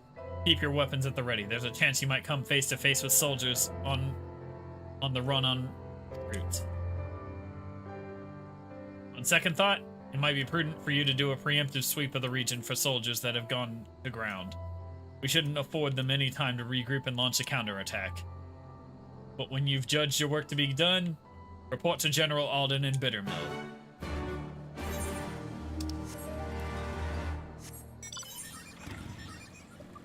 Alright, let's go.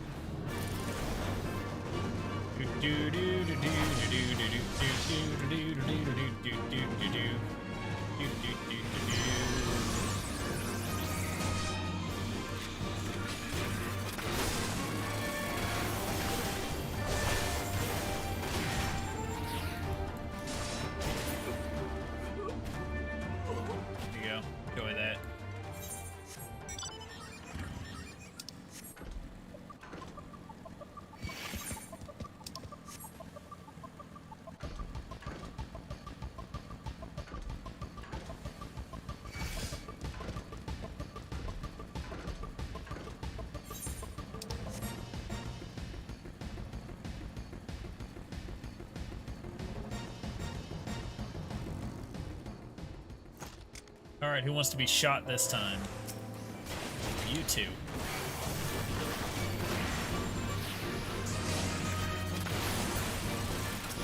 And he's dead.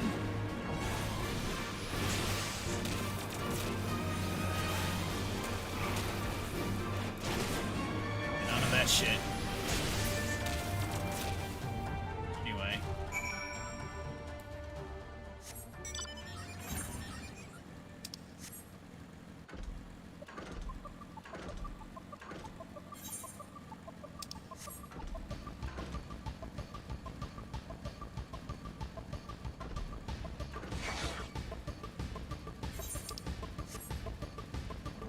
Speak with Rabon.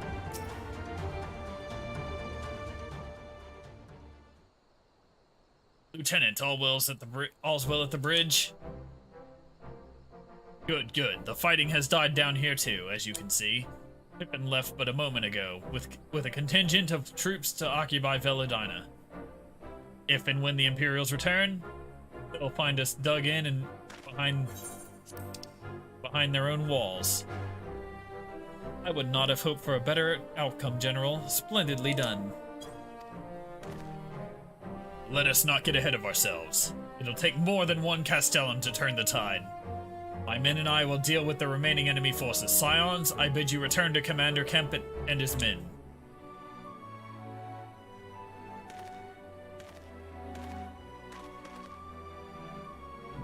Delight not overmuch in victory, not when there are battles left to fight. Our work here is finished. Our resistance allies are waiting.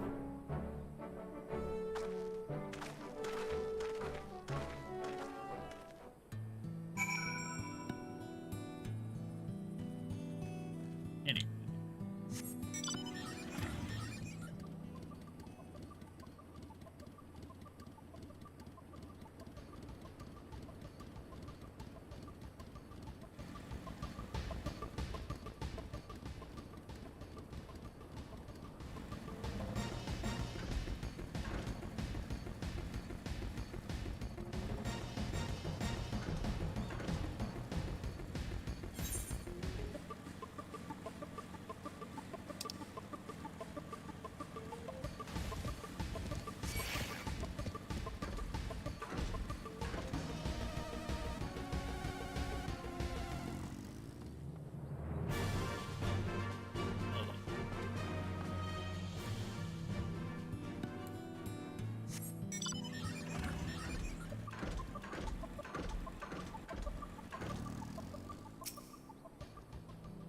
Back so soon. I suppose the General and his men had matters well in hand? The Vice Marshal and his men showed up not long after you left. If the gods are good, there'll be no one left to fight.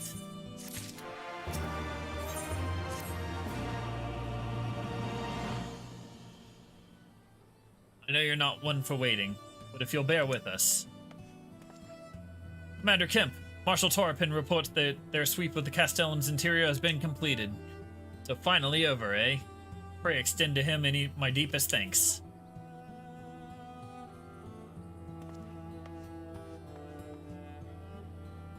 It's official then. Castellum Villadina is well and truly ours. Mayhap this calls for a wait. Where's Minago? She took her bird and flew off towards the Peering Stows, the village of the M tribe, where she was born. I doubt that the Imperials who fled Villadina had a mind to give them trouble on the way back east, but she was nevertheless worried, so I gave her leave to go and see her people were safe. So I pray you are right. It would be best if Minago were not alone if she should encounter the enemy. Agreed. Let's all go to the Peering Stones and see and make sure everything is all right. If that is your wish, then I have no objection. Just let the guard know when you wish to cross.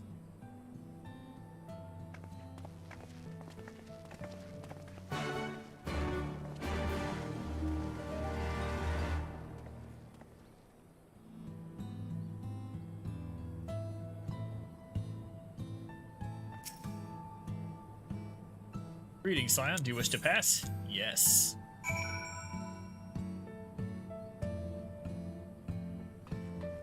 Alright, onto the motorcycle.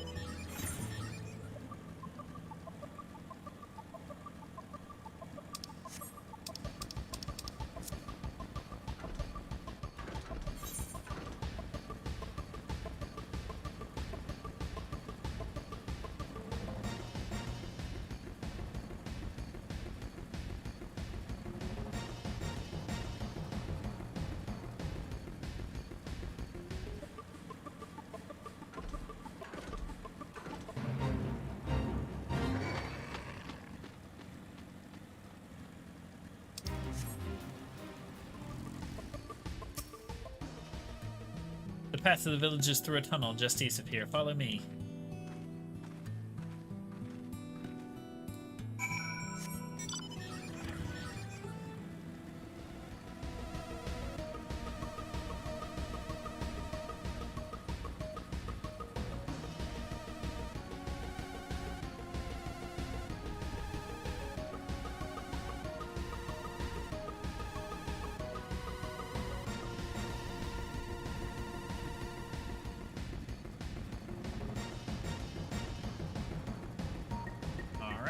I'll be yoinking this.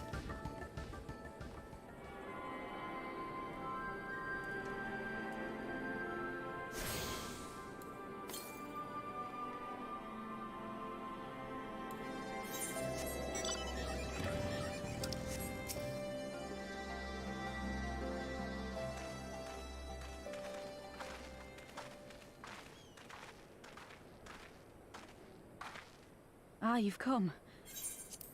Welcome, friends, to my village. My home.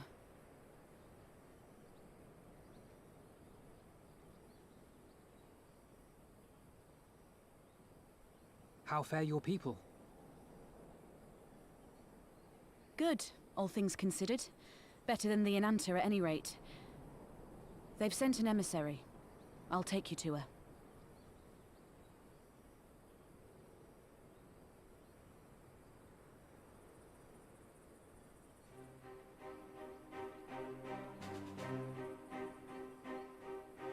We're here to help. Will you tell us what happened? Aye. It began with a quarrel between the Imperials and the Kaliana.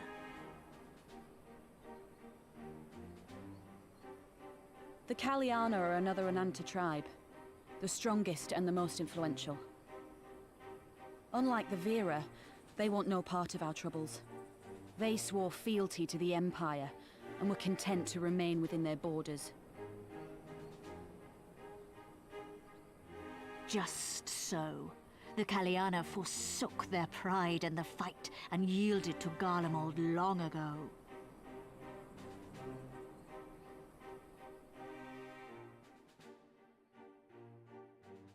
But then a new commander was sent to hold the Black Bridge. She demanded the Kaliana surrender a hostage, this butcher. Fordola. It doesn't make sense, though. The Vera are the ones working with the Resistance. Why would she threaten the Kaliana? Because she is ignorant like all Imperials. She knows not the difference between Kaliana and Vera, nor does she care to learn. I see. All Fordola knew for sure was that the Resistance would come from the west. She reasoned, therefore, that if the Enanta on the east bank turned their coats, she would be trapped. I take it the Kaliana had no choice but to oblige her.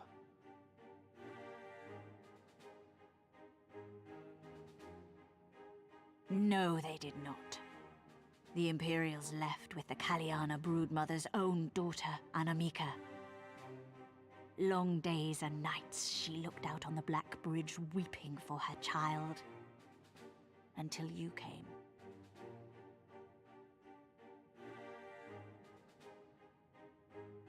The broodmother knew at once which way the winds would blow. She and her warriors met with the fleeing Imperials in the road and demanded that her daughter be returned.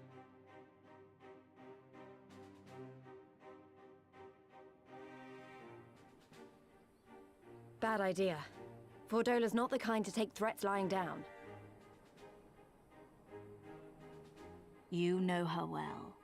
The butcher turned her blade to Anamika and bade the Kaliana move aside. But the broodmother would not yield. I know where this is going.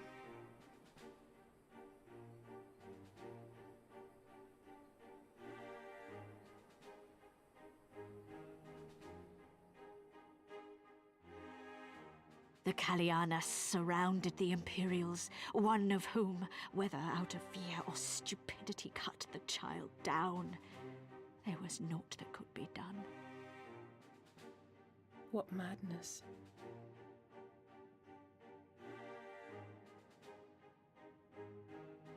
the true madness was yet to come. For in her despair, the Kalyana broodmother cried out for her daughter to be restored to life. She beseeched Sri Lakshmi's intercession. She summoned a primal then and there? That she did, if only for an instant.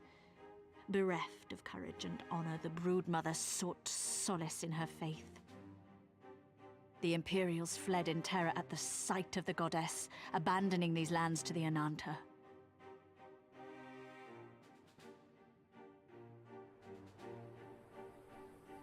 Now the Kalyana bid us make pilgrimage to pay proper respects. Yet though we Veera revere Sri Lakshmi as the holiest of the holy, we will not prostrate ourselves before her.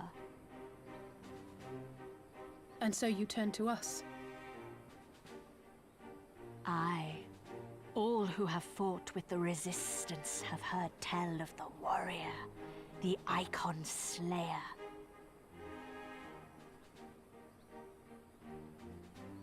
Yeah, I'm kind of a big deal.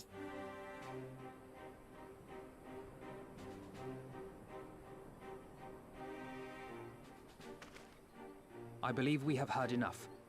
Inconvenient though the timing may be, if a primal has indeed been summoned, we can scarce afford to ignore it. We must needs discuss how best to resolve this situation.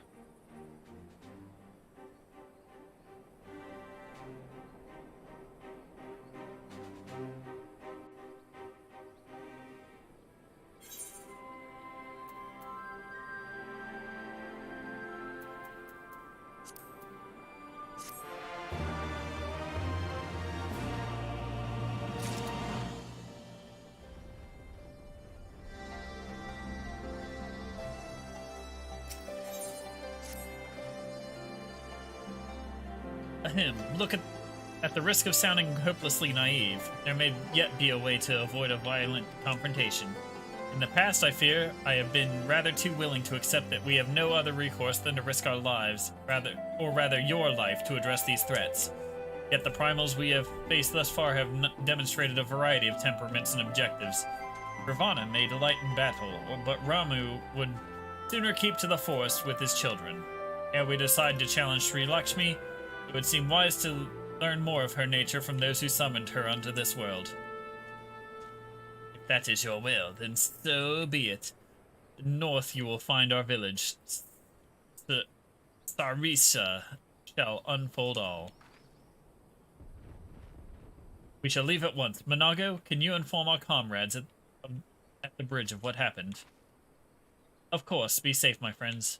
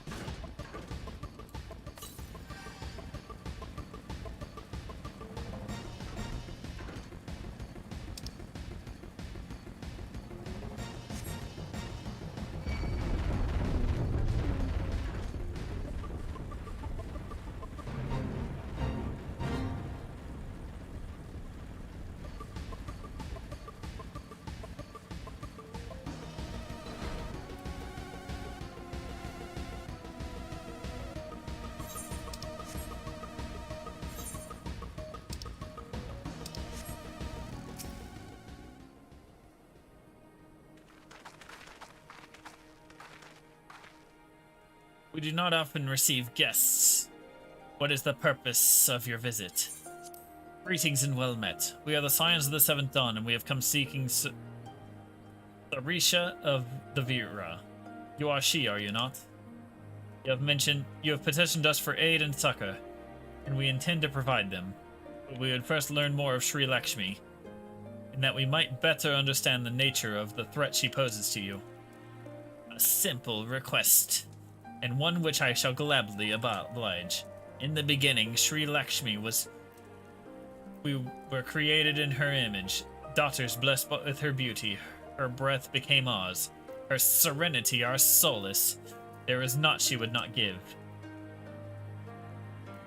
Was the Kalyana broodmother's desire to bring about her daughter's resurrection which called forth Sri Lakshmi from the ether. That being the case, I rather doubt the goddess will be spoiling for a fight. That would depend. The primal's motives will have been colored by the summoner's state of mind, namely that of a grieving mother who had just borne witness to her daughter's murder. Though she apparently craved a miracle, she may have also harbored thoughts of vengeance. Moreover, the Kalyana's conception of Sri Lakshmi may differ from that of the Veera. This is true. The Veera and the Kalyana do indeed regard the Lady of Bliss in different ways. To the Veera, Sri Lakshmi embodies freedom. She would not suffer her daughters to be bound to another's will, and so stand with the resistance against the Empire, give our lives for the cause. To the Kalyana, however, she embodies the transcendental beauty which they strive to create through their craft. They shape crystal in less art and more ritual, a sacred duty wherein each tribute is imbued with a fragment of the soul. The Imperials do not interfere with this holy work, and so the Kalyana were content to turn inward and ignore our plight. Until reality asserted itself, and they summoned a primal, a fever dream to soothe their aching hearts. Surely they can see that it won't do any good. The Imperials will still rule these lands. Nothing will change. The Ananta will. The Kalyana bade the Veera make pilgrimage to pay proper respects, remember? Those who do not wish to partake of their primal's bliss will be made to do so. Not while we're around, they won't. Though our beliefs are not the same, we are still akin to the Kalyana. Will you help them to see reason?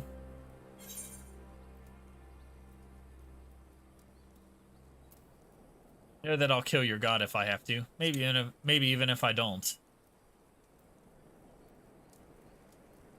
Do what you will, warrior. The simulacrum is not Sri Lakshmi.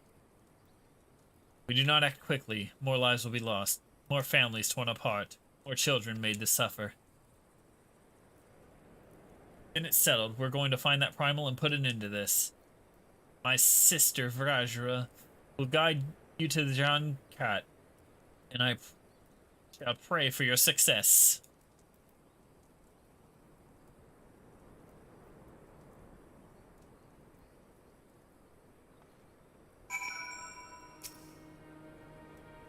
Well met, scions. I am Vajra, she who shines bright and unbroken.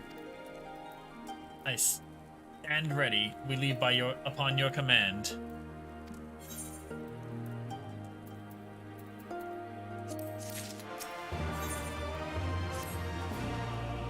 You are ready? You look ready. Dankat. There you will find the Kalyan's crystals and Sri Lakshmi. Follow me.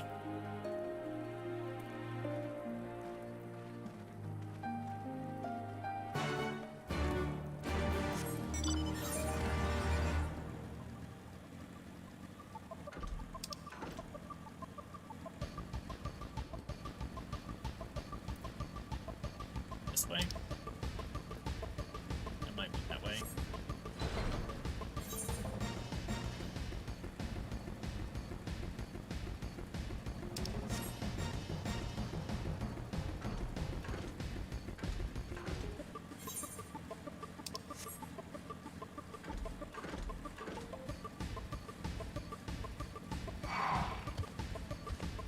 I don't want any.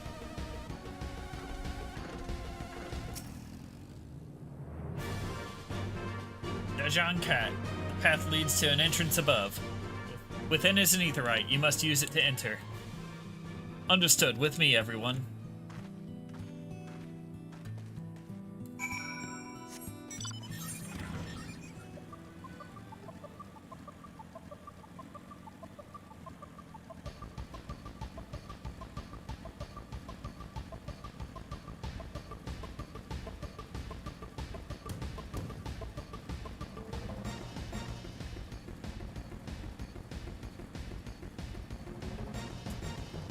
There's the road.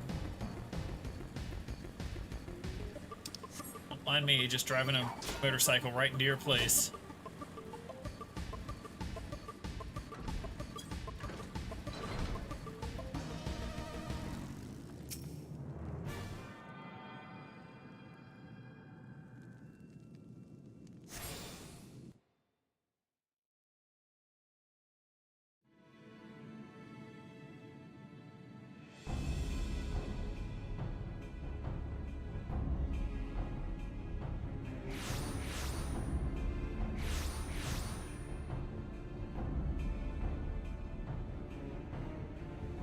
Why, mistress?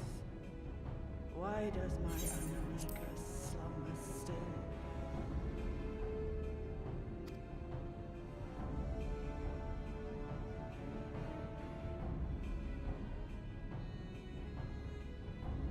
Look thee on her face, supplicant.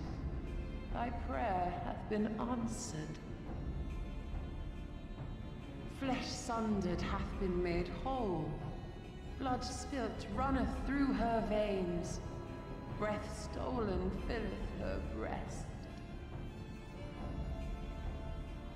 But she hears not her mother's words, nor sees her mother's face. She's silent and empty. Only the vessel may be remade. Not so the flame which flickered within. Her soul hath been scattered to the four winds.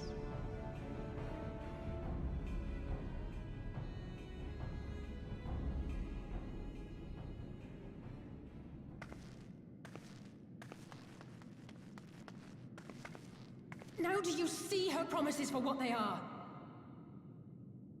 Alisaie, have you gone mad? Mayhap I have, but I refuse to stand by and watch yet another tragedy unfold. Who intrudes upon this sacred ground? Imperials, thirsting for blood! No! We come not to shed blood, but to save you from the false god who would lead you astray. I understand how you feel. I do. You loved her with all your heart, but when the moment came, you still couldn't save her. The anguish, the anger, I know it only too well. But I also know where this path leads. To embrace a primal is to condemn yourself to an endless cycle of despair. You will never know peace. A worm-eaten heart may find peace and serenity in service, in beauty and grace. This hath ever been my promise. Naught else. You tempt them with visions of things that can never be and leave them bereft and wanting. No illusion, however sweet, can change the fact that your daughter is gone. Remember her as she was. Do not suffer this piteous shade to tarnish her memory.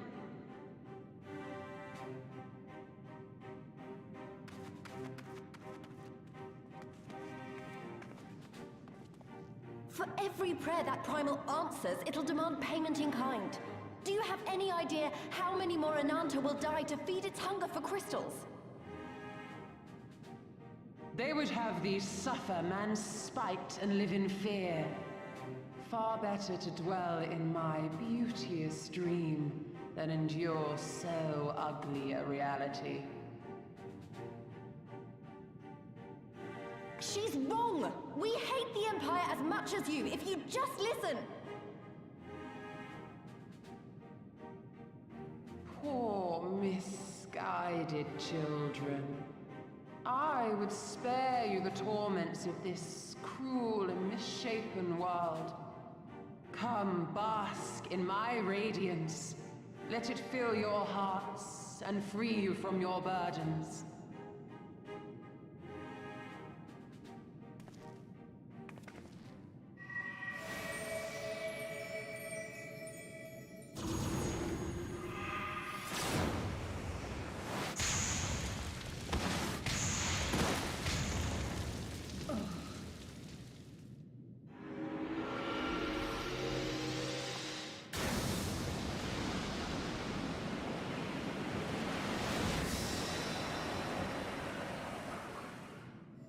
Yeah, no, you're not tempering my friends. You tempered all them. Abide in misery then, fools. The Ananta are more deserving of my blessing. Leave these lands and my dreamers be. I will not warn you a second time.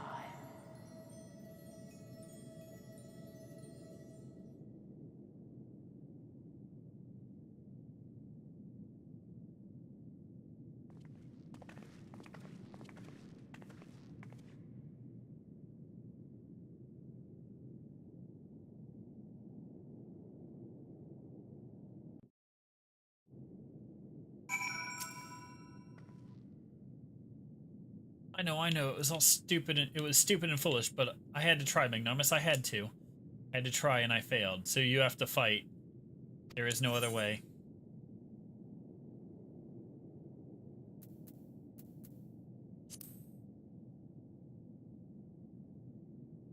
Thank you, Magnanimous. I know you will.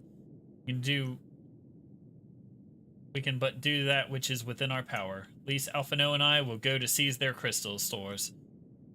This will not happen again. And you, when it is finished, we will be waiting for you.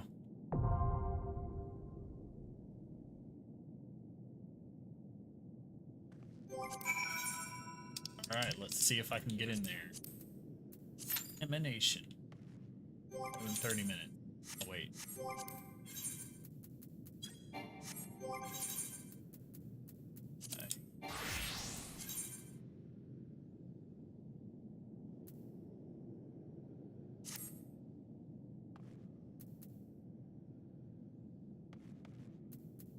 Alright.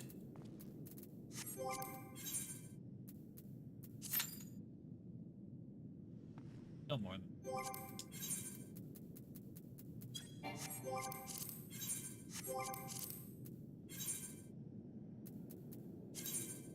Try this way.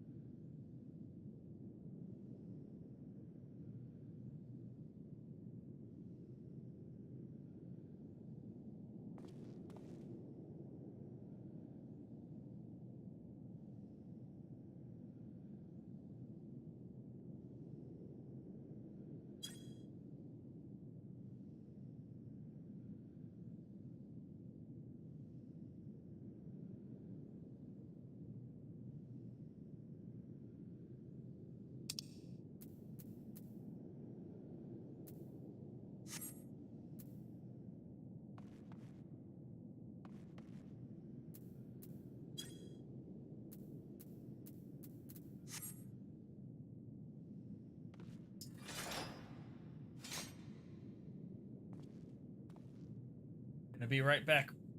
Restroom real quick.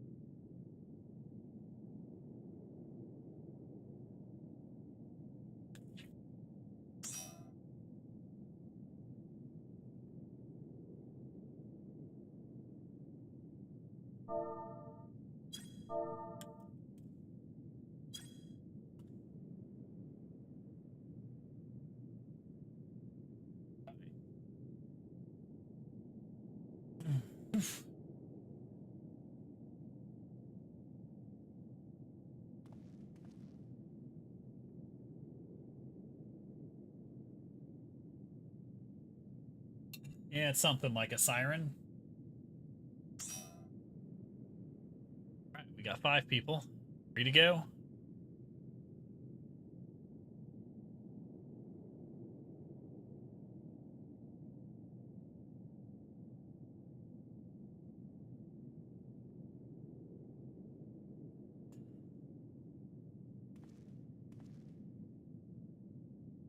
Go.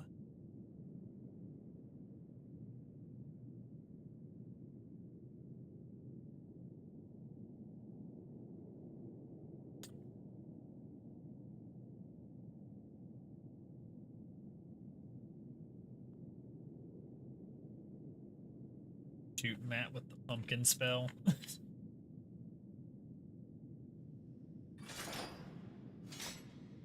I guess while I do this, I'm just gonna mash through the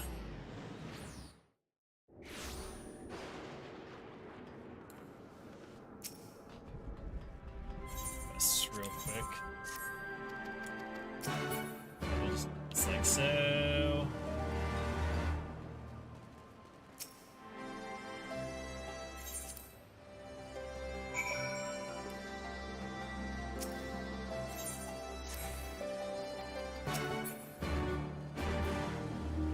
Far in can I get on this before the parties form? 2 to go.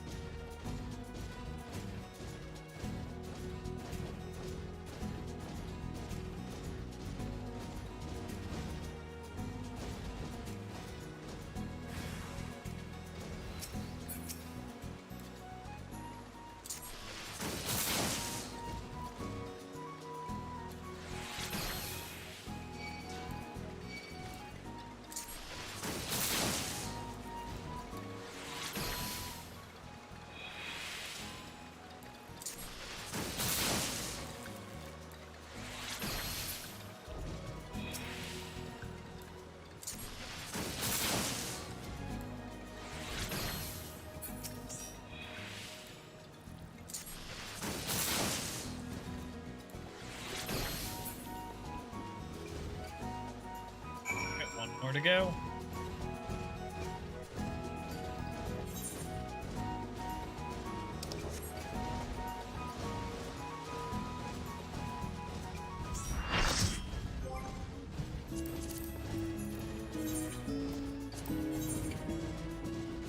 Initiating the ready check. Everyone's ready. And we're going in.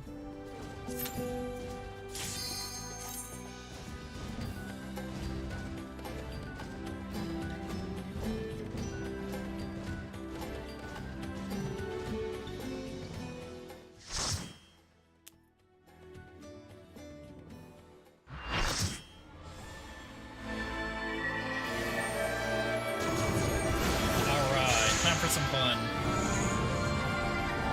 And she tempers 2 more.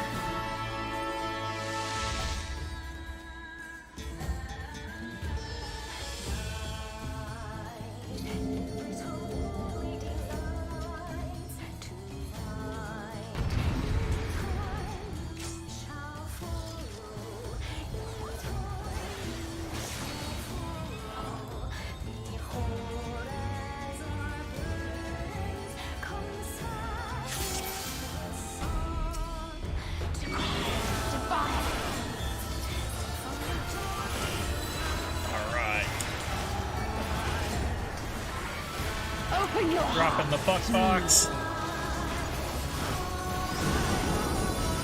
Can't stun him. Alright, give me one of these. Alright.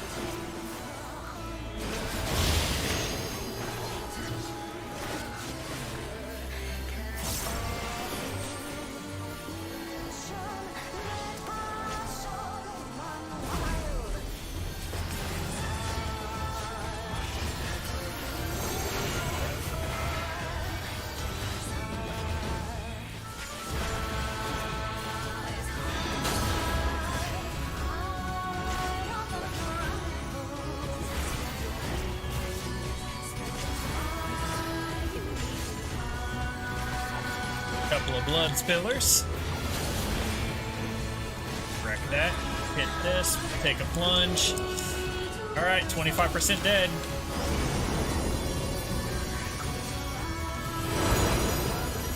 Rest your weary souls in my bosom.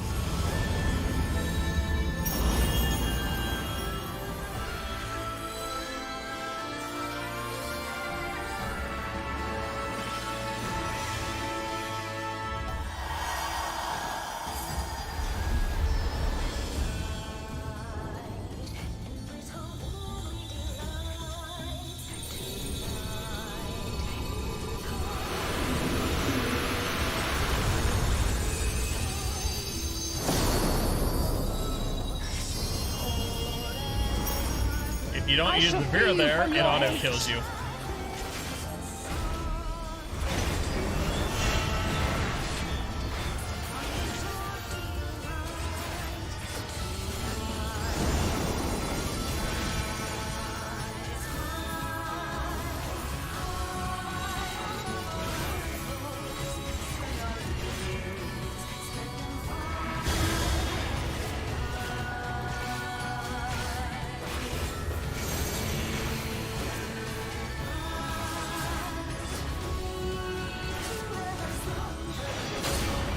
Surrender to bliss.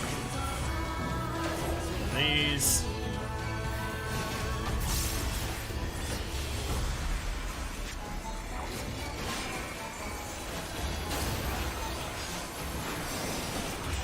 Do not your souls weigh heavy?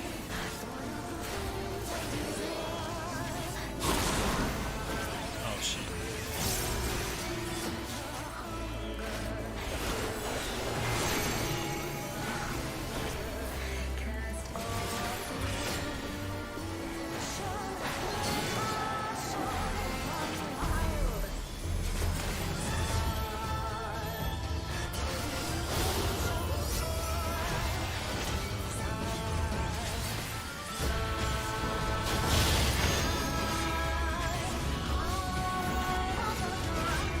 And there we go.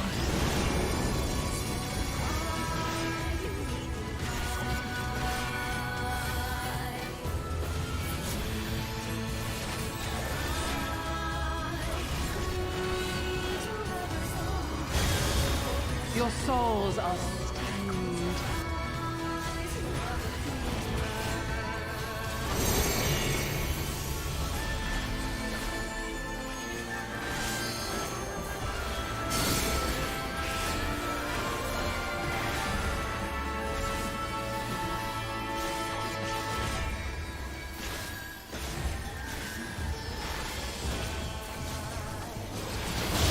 And 33%.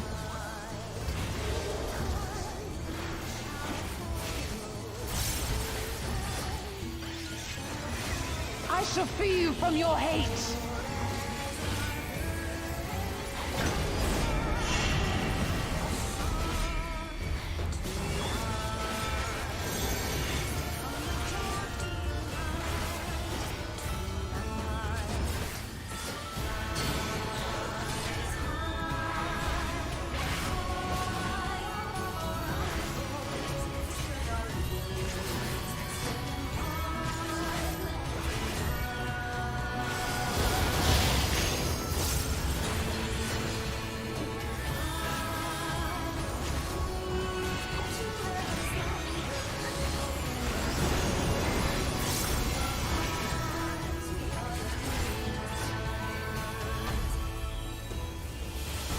Another one of those.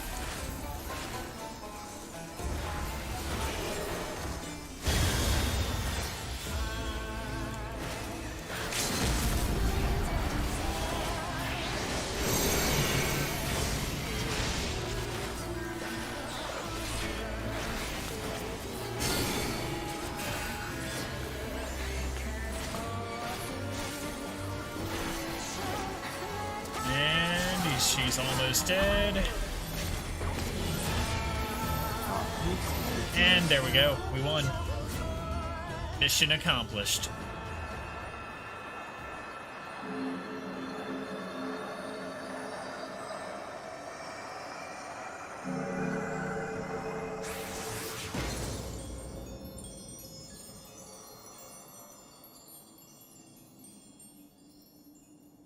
And I have slain a god. And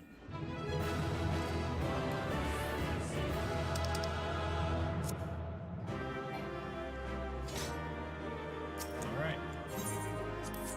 Duty.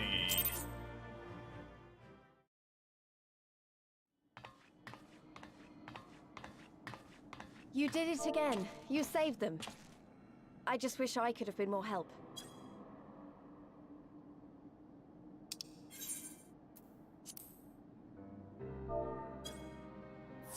So, it looks like the Ananta did have a mountain of crystals after all. Like every other tribe. Gods were all such slaves to our weaknesses. You slew our mistress! She was our hope, our salvation! Is there no end to your cruelty? Nope. Listen to me, please. I know that you're only trying to protect yourselves because you feel frightened and alone. But that's how we all feel. Don't you see? If we could just turn to each other for help instead of the gods, I'm sure we could find a way to live in peace. Your crystals are important to you, aren't they? Reflections of your souls, right? Well, you shouldn't have to sacrifice something so precious to a primal. Who are you to question our choice? You who fight without fear? We wish only to live in peace. And if this be the price we must pay, then so be it! I know there's nothing I can say to convince you. But I hope that one day you look back and see we only ever wanted the same thing.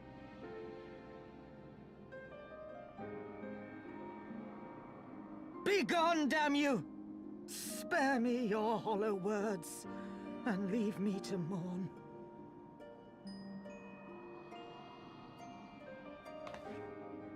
I'll go. But it doesn't mean I'm giving up. Girabania is our home too. And one way or another, we're going to have to learn to live together. Come on. Alphino and Alize are waiting.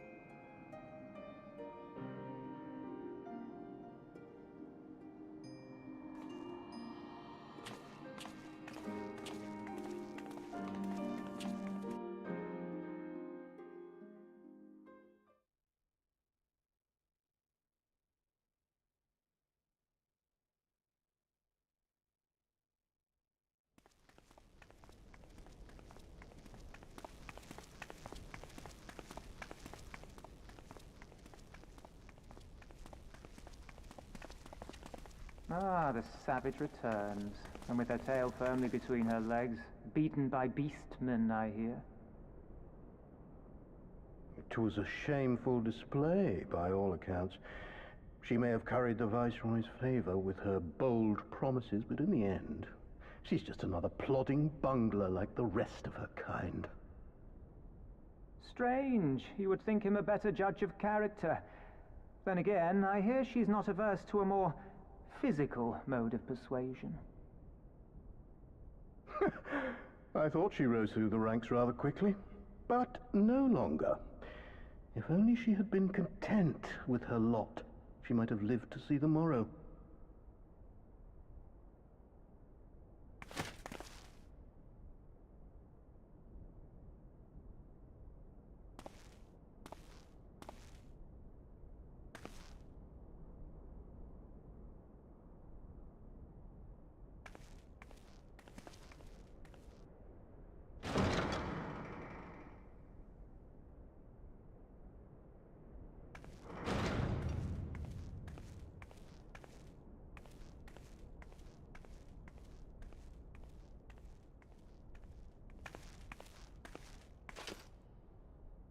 Fedola Rem Lupus.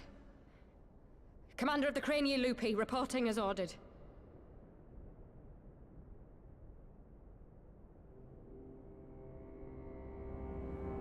Why do you tremble so?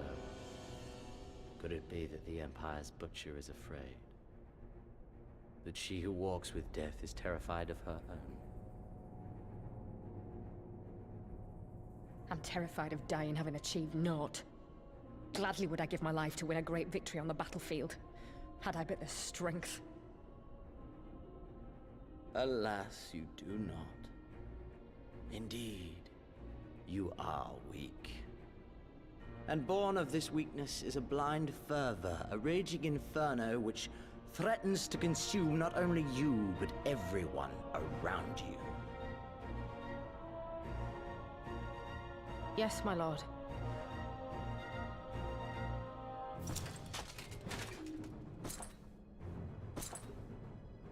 You were defeated by the Resistance on several occasions. You misjudged the Ananta and spurred them into summoning an icon. Have you anything to say?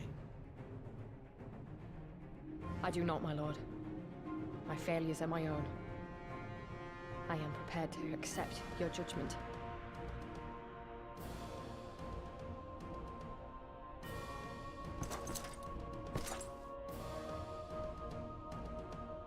And that is very admirable.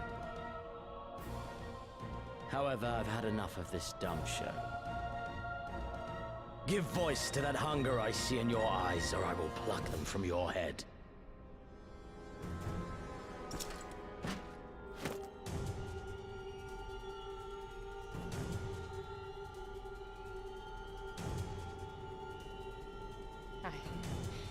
I want...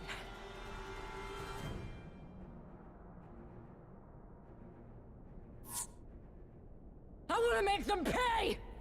All of them! Everyone who ever mocked or looked down on me! I want the power to make them pay!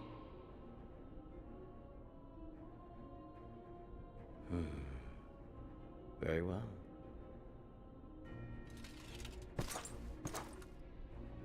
Then I shall give you a chance. A chance to transcend your mortal limits. Assuming, that is, you are prepared to wager your life for such power. Transcend, my lord. I came here prepared to die. Tell me what I must do.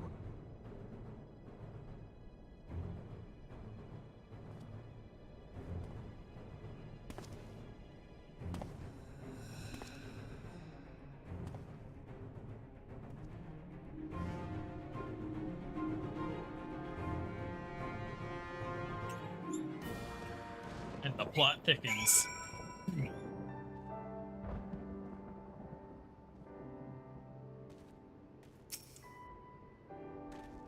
Alright. Yep, when a villain doctor walks in. I wish we could have left on better terms, but that was never going to happen. Could be a problem if they get their hands on more crystals, though. Never mind. We'll deal with that when the time comes. Wait, actually, hold up. Giving that XP to Machinist.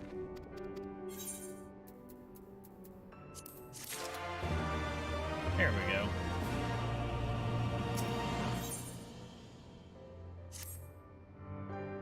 You have done us a great service this day. Long shall my sisters sing the praises of the Icon Slayer.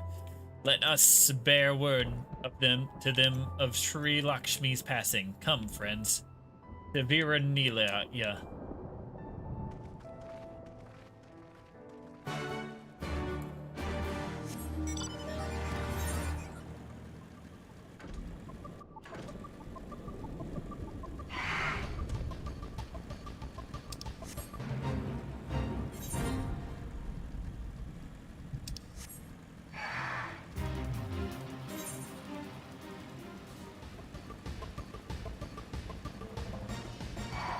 Last level 67 quest.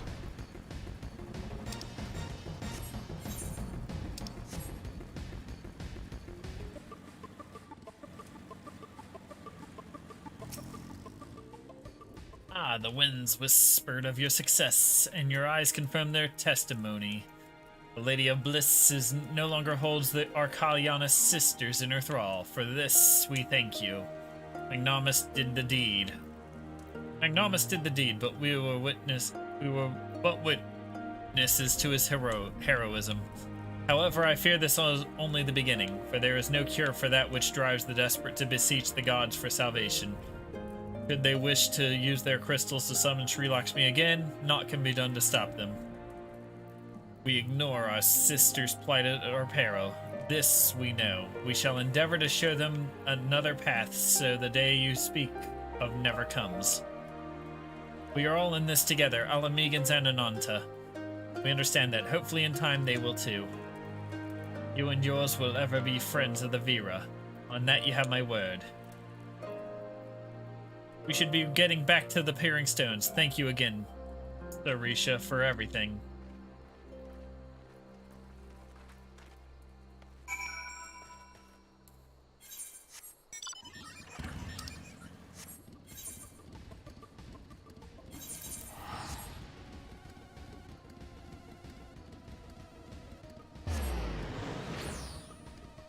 Turn to the Peering Stones.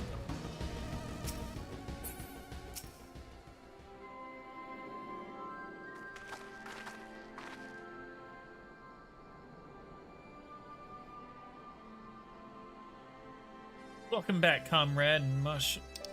Oh, wait.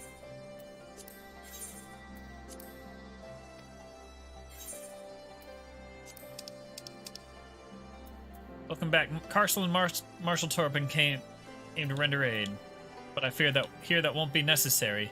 It won't. Sri Lakshmi's gone. But I should probably start at the beginning. Incredible. I don't know what to say. If you hadn't been there to stop her, who knows where it would have ended. You saved a lot of lives, Magnomus. Take pride in that. It must be said that this is something of an unprecedented situation. Previous summonings were, to my knowledge, planned well in advance by a tribe as a whole. Indeed, there are several aspects of this incident which bear further investigation. In any event, the Kalyana's supply of crystals must remain limited for the foreseeable future. The ambient ether levels closely observed. Understood. The Alliance will consult with the Resistance and the Vera on how best to enforce said restrictions. Thank you, Vice Marshal. To other matters, then. What news of the Imperials? None, which itself is troubling. It seems as though the skulls and the remainder of the garrison have fully withdrawn into the peaks. We've seen neither hide nor hair of them since Veladina. Regardless of their reasons, our path is clear. Father has decided that it is time to advance east. Finally. He was also most emphatic that you be spared further duties for the present. You are to rest. It would not do for the Warrior of Light to collapse from exhaustion during the march. We may not be as strong or as quick as him, but we are soldiers nonetheless. We can deal with the Imperials. You've earned the respite, so enjoy it. And the same goes for you, Monago. You've been away from your family for too long. Don't deny it. As you say, sir. Thank you. We'll make the most of our time here.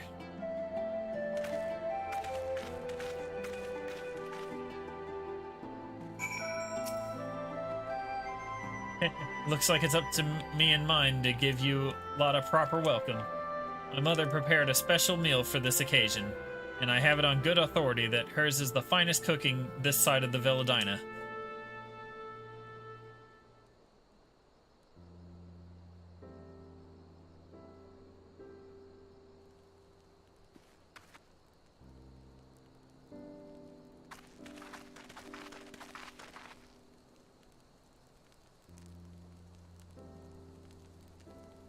Honored guests, I pray you partake of our humble offerings as we give thanks for your many valiant deeds.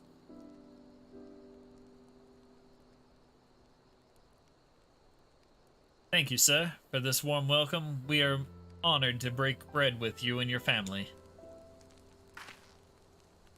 Come, eat your fill of our food, and drink deep of our spirits. There is more than enough for you all. Well, when you put it that way, don't mind if I do.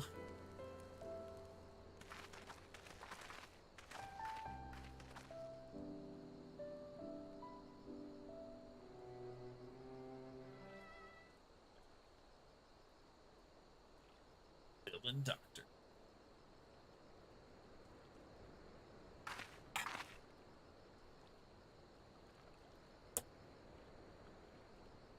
She wasn't kidding when she said her mother could cook.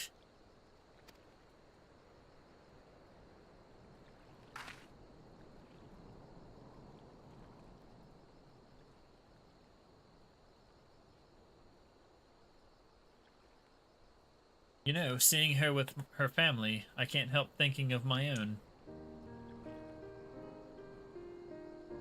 How my father would come home from a hunt with dinner on his shoulder, and Ida would prepare it with herbs and spices. My mother died when I was little, so she did most of the cooking. We didn't have much. We had each other, and that was enough for me. But they wouldn't let us have even that. Yodrick, Gaius, of course Father and Ida had to fight. I would have too if I'd been older, but they didn't have to die.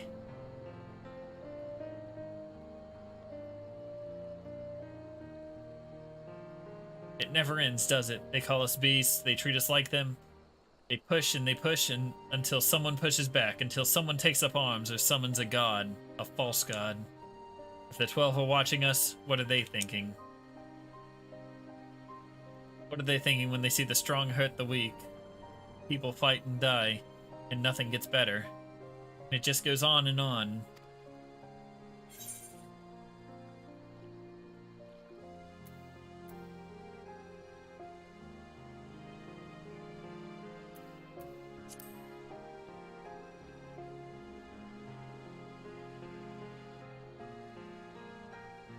I know. That's why we're here, isn't it?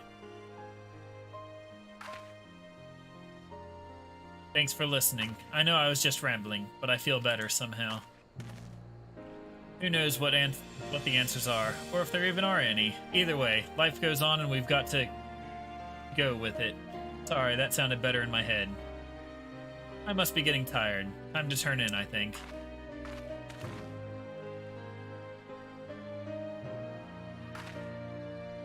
Tomorrow's another day, eh? Let's see what it brings. Sleep well, Magnarmus.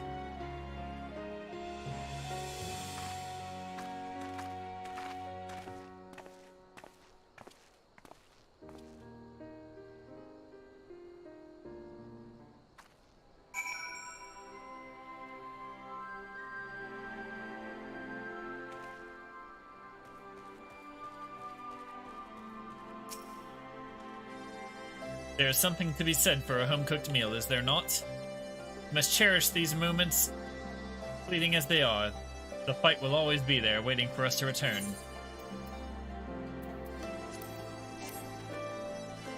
Oh.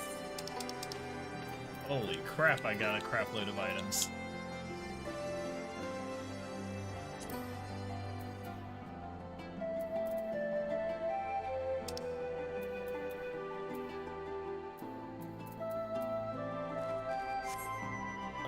Is there a selling person here?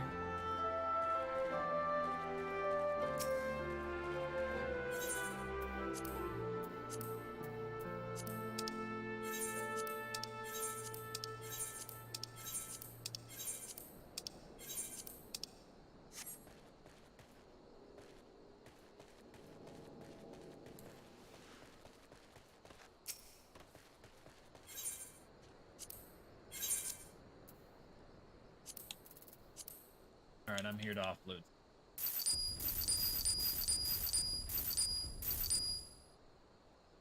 No.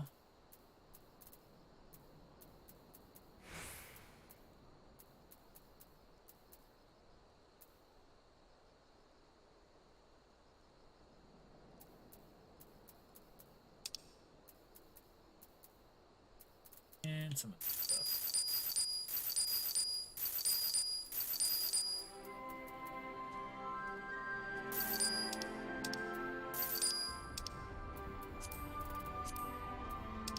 That looks much better.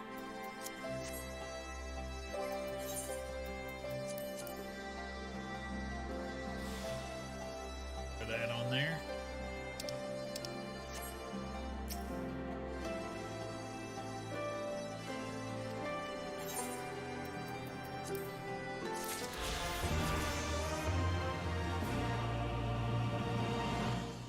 And Machinist hit 71.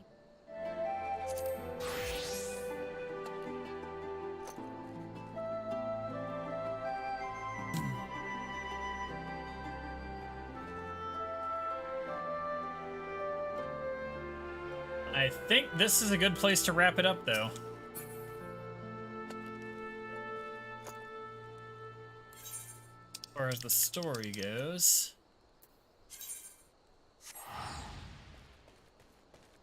We can continue pushing the Garleans out of Girabanya on Thursday.